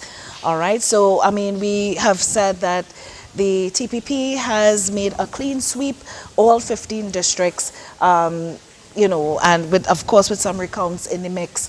Ansel Dennis, the political leader of the People's National Movement, has announced that he's stepping down from leadership. And so the PNM is going to turn into a different direction, and we're going to go forward. The blueprint is the mandate of the TPP, and they're going to stick to those ideas. This is the contract made with the people of Tobago. So what I wanted to ask Dr. Rampasad, I mean, I know some persons have expressed previously, not just, you know, within this space now, that a clean sweep is not necessarily something that is ideal. How would that affect governance? Well, ideally, a strong opposition speaks well for democracy, because then you're getting all the voices in there. But if an election result, and this is a free and fair election, I think, no indication of irregularities, in a free and fair election results in 15-0 and 13-0. When it was 13-0, the just continued without an opposition. It's certainly not the ideal situation because you have no opposition voices to keep them in check. You see, that in Westminster system of governance, the opposition is there to keep the government in check. That's why. And the stronger the opposition, perhaps, once they are relevant with their arguments and holding them accountable, holding the government accountable on relevant issues, that is good for a country. We have had, I think, was it in 1971, when we had the PNM winning all the seats and when Mr. Richardson had crossed the floor. In order to have an opposition, because you need to hear the other side. And I think Mia Motley had done the same thing, because she'd probably taken an example from Trinidad, because this situation is not really tenable not to have an opposition, and it's not healthy for your democracy. The last time there was a clean sweep you mentioned, it was in 2013 with 12-0. It was the THA elections of but they 2013. continued without an opposition. They continued without an opposition, and at the time, the political leader and Chief Secretary Orville London would have taken a look at the Tobago House of Assembly Act, would have taken a look at the Constitution, and there's nothing in the Constitution nor the Act that provides for an occasion like this. And the same with the 6-6. So they had to actually go to the Parliament to pass legislation to change the configuration to 15. So it may be necessary then to have legislation, especially since we're seeing this under the we don't know if it could be a trend, it could be the other way. We saw the PNM with 13, in 2013 with 12 all, but now we are seeing the TPP with 15 all. So it may be something that they would want to consider legislatively. It would certainly have to, I believe, have to go to the Parliament, or maybe the National Parliament, or maybe something to insert in the THA Act. But anything to insert in the THA Act has to go to the National Parliament. Well, we are hoping that with the internal self-government project, when they do the constitutional amendment to give us autonomy, they will give us the lawmaking powers, and we in Tobago will sit and design and shape our island government bill. So when we want to make modification to that, we don't have to refer or revert back to the National Parliament, as been the case, because we missed the opportunity in 2021, when we had the 6-6 and coming from the 12-0, the 6-6 into the 2021 December election, when the law was changed, when the law was amended to move from 12 to 15, because some of the conversation we were having on island is whether we wanted 15 or 13 for the break of the deadlock, and whether that additional vote could have been, that additional seat could have been by proportional representation. The party that wins the popular vote appoints the other person as a member, and all those were configuration on whether we should move to proportional representation for the appointment of councillors. But we were not afforded the opportunity to participate in the decision as to how we will come up with a solution to break the deadlock. That was had in Port of Spain. They amended it, they say 15 seats, and that was it. There was no but there is an issue, because if the THA has this authority legislatively, and it's 15 in the THA from one party, then where would the debate take place, and how would the debate take place? Well, we have to debate. We have to have, no, it will be the 15 debating. Yes. With whom? Against whom? That has it's a chicken and egg, it's a chicken and egg situation. That has happened. So it came back to that because we did not take corrective action between 2012 and 2021 when we changed the legislation. Even if we did not go to full internal self-government, when we moved from 12 to 15 seats, there was room in that for us to change the way councillors were being appointed and move to proportional representation. So if you get, let us say, 5 councillors, you have 20% of the vote, you are entitled to appoint a councillor. You get 60%, 3 councillors, 40%, 2 councillors, 20%, 1. And that would have bring opposition, because I'm certain that when you do the configuration, the PNM probably would have amassed more than 20% of the vote. So that would have deepened the democracy as it is, and move it away from this pure first past the post system that is not really healthy for democracy, because democracy is predicated on a strong opposition. It is also predicated on the fact that your electorate is aware and alert and intelligent and rational in their decision making. That is not necessarily the case. So when we start to talk about democracy, democracy is the assumption that informs the design of democracy probably does not hold in our society. Well, also incumbents are reluctant to change because the status quo in some ways favor them. So generally incumbents are very reluctant to change. But what we propose to do as we move to complete the internal self-government project, we are going to have a conversation with the people of Tobago about how they want their government to function. What structure of government they want. Do they want a unicameral system, a bicameral system? Do they want an executive chief secretary and all your assemblymen be full-time legislators? And the assembly, and they have committees to, similar to what happens in the United States. We are not going to follow this model dead. We are going to be innovative and create a governance system, a system of government that brings modernization and an opportunity for the masses to participate in the democracy of this island.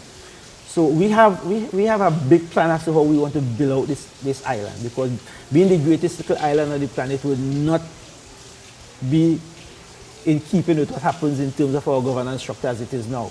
We have to build something unique that is culturally sensitive, that is emergent, that you can change with how the time changes, because we live in an emergent time. So the assumption you make today, they may change tomorrow. So you have to have that ability built into your system so that you can pivot as the situation changes. And that is the kind of flexibility that we want to build into a new island government system. And once we have the authority to make that law, we are going to spend the time. We give ourselves 18 months to 2 years to build You have the authority, you have no opposition. No, what we say, we don't have the law-making authority. So once the constitution is amended... Okay, the legislative authority. Yeah, okay, to make the laws. So the strategy is, and the Chief Secretary spoke to it, the strategy is we move to have the Parliament amend the Constitution, Section 53 of the Constitution, to create the Tobago legislature and give us authority, unfettered lawmaking authority for the matters for which we are responsible for. And also we will, after that is received, we will sit in Tobago, work out the design, the structure and so forth. Well, there have to be a lot of conversation with the government in Trinidad. Of course, definitely, because it's the Republic, and then we have to look at how that law will impact. And keep in mind, it's a government of Trinidad and Tobago. Yeah, it's a government of Trinidad and Tobago. There's a government of the United States, and there's a government of Philadelphia, and there's a government of Miami. And so the model is not new. It happens all over the world. And therefore, there is no harm in us sitting down and build out a governance structure that does not compromise the integrity of the Republic of Trinidad and Tobago. But definitely the time has come, and the people of Tobago have voted for this, because this is the #1 issue. And it was an issue for a long time in the campaign. And it remains the #1 issue. If you go to the blueprint, that is the first policy focus. And therefore, the people of Tobago have spoken, and they are saying that constitutional autonomy for Tobago remains our #1. But I believe the Prime Minister had said this in her campaign as well, for the general election. If you go back to 2013, one of the most progressive legislation we would have had, and the greatest opportunity, and I have document where the then Attorney General would have written to Mr. Orville London begging him to support this drive by the partnership government to complete the internal self-government, and they refused. You remember that the then opposition leader came into Parliament, spoke and walked out. You remember that? But on what ground, would they not want? Because they didn't want the TOP, because the TOP was in part of the partnership, and the partnership was doing it. It's about claiming that, claiming. So I think we are seeing now the yes. So, but I don't see Mr. Augustine. Yeah, this is. I see Faith B. Israel is there. And there is Darren Henry in the black hat. All right. There is the New Grange, Bethel New Grange candidate who won. And there is but they are getting together, and the media is there. Yeah. Yeah. So we are just awaiting Mr. Augustine to come forward to the podium and deliver his speech to the party supporters there at the Scarborough Esplanade as we speak. I mean, so now next steps. What are the next steps? What do you think is the first thing on the agenda for the TPP-led THA government? I think Mr. Augustine, our political leader, and the executive of the party would have to sit and configure a government, an executive council, and the executive council will have to mirror, and when I say mirror, not in terms of a reflection, but in terms of what you propose to deliver from the blueprint. You have to put people in position that will be able to deliver and lead, the mission to ensure that we are able to achieve what we propose to achieve. And where there are situations, the party must be must be prepared to come to the people of Tobago and say, we are proposed to do X, Y, Z, but however the circumstances have changed, we have to pause on that and switch to that because of it. That's the kind of honesty you want to govern, and that is what democracy requires you to do. So I think the first business at hand is for the Chief Secretary to put his cabinet, executive council in place and make his appointment. And that because the swearing-in ceremony based on the law will have to take place in 3 days. So I think by Thursday, the president should be in Tobago to do that. You know, it's always a difficult time to appoint secretaries when you have such a large win, because there is everybody is on board. No wiggle room, yeah. Everybody is winners, but when you're appointing the secretaries and the assistant secretaries, they are winners and losers within that dynamics. Plus we have councillors to appoint. Well, one of the things you all have to look into, and the youths brought it out very clearly, it is a wider problem, and not just a Tobago problem, is that of unemployment, underemployment, youth underemployment, and the youths are feeling it. So somehow Dr. Rampasad, I'm sorry to just take a pin there on that thought. We are heading over to the Scarborough Esplanade right now, where Carissa Douglas is with the TPP new winners and supporters. Oh, there he is. All smiles.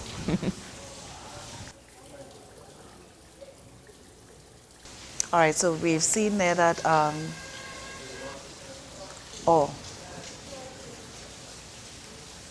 okay, so we just lost our signal there at the Scarborough Esplanade. We're trying very hard to bring it back up so that you can see everything that is happening.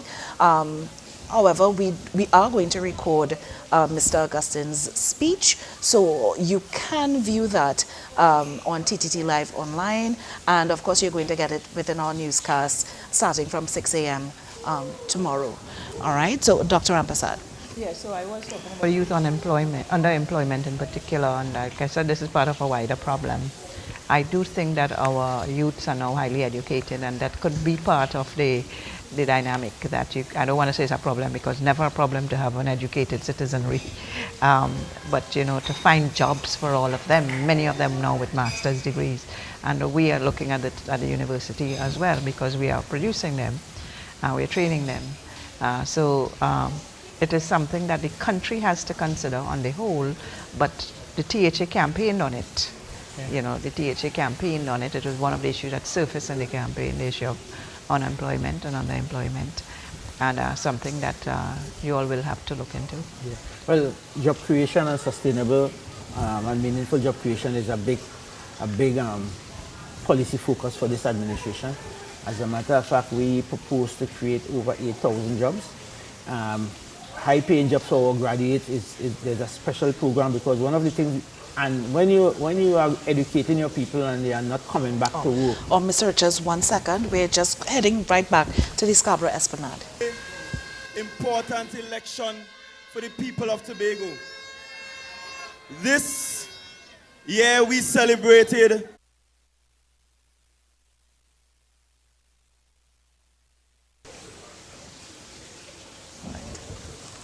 All right, so we are going to have that to you on TTT Live Online, and we're going to have aspects of Mr. Augustine's speech within our news products, again, starting from 6 a.m. Tomorrow morning. We have that as a big policy focus, because we recognize, and I said it before, that one of the things we were picking up when we doing the work with the people is that jobs, sustainable, well-paying jobs, is a critical necessity, a requirement to reach the needs of the community and our young people. And therefore we are going to create jobs in the clean energy sector, where we're going to power in Tobago Green Future, where we're going to move to create jobs in solar panel installation, repairs and maintenance, in the hotel industry. We also know that when we achieve the internal self-government bill, that in itself will require a whole new build-out of government, and that in itself will create, because if you go back to the history of Tobago, you will see the change in job and employment when the THA was reinstated in 1980, if you do the analysis. So government in itself, and government all over the world, is what transformed the economy. Sometimes we say now that the government is too large in terms of the employer. But if you go to the history of every developed country, you will see at one point in their history, the government had to take the lead and bear the burden of transforming while you grow the private sector. That is where Tobago is now, and therefore for a while, the Assembly will have to carry the burden of economic transformation and carry the burden of employment and providing jobs while we build out the private sector. We have developed the Tobago Development Fund / the Tobago Development Bank. That is to bring off-budget financing to finance our development strategy, because we know the $200 million for development can't fund this blueprint. So we have built out an entity. It is registered. We have a CO in place. We got funding from the central government in this budget allocation to get this thing moving. The IDB is on board, the Caribbean Development Bank. So we are putting the institutional response to some of our challenges in place. So we build sustainability in our strategy going forward. So all right, well, Mr. Richards, we are just about to wrap up now. Dr. Rampersad, any final thoughts? Well, what shall I say? Interesting results. Now, again, we have a THA without an opposition, and that in itself will bring some interesting dynamics. Mr. Richards has assured us that they're going to be holding yourselves accountable, but the votership and those that voted for the THA, more than those that didn't, may be holding you accountable as well. So you have to be prepared for that. That 15-0 is not the end of it all. It is actually now the beginning. So I want to thank TTT for the opportunity to comment tonight. I think it was a very, very interesting election, and we were hearing about, 10, 5, and all kinds of things over the period. I did not pronounce because I thought that it was going to bring some surprises. Yeah. I thought it would have been 14-0 again. That was 14-1. my belief. Sorry, 14-1. That was my belief, that it would be a repeat of 2021 December.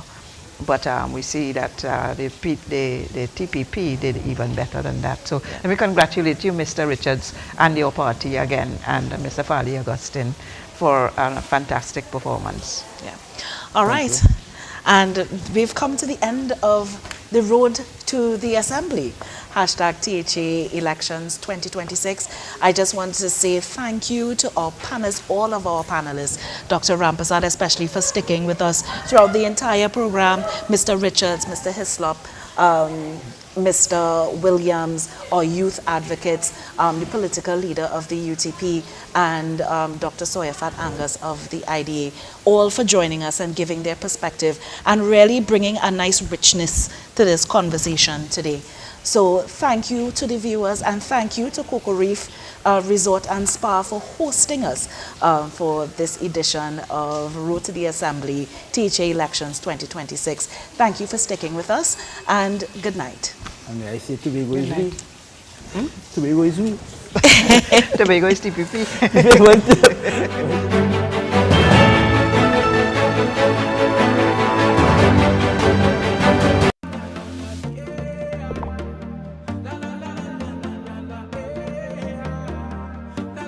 This is TTT.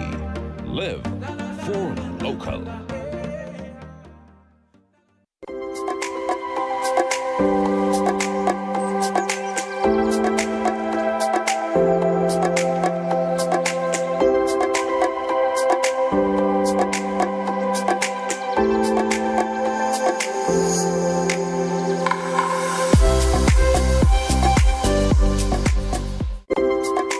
Trinidad and Tobago, and welcome to the very first edition of Trinidad and Tobago Today.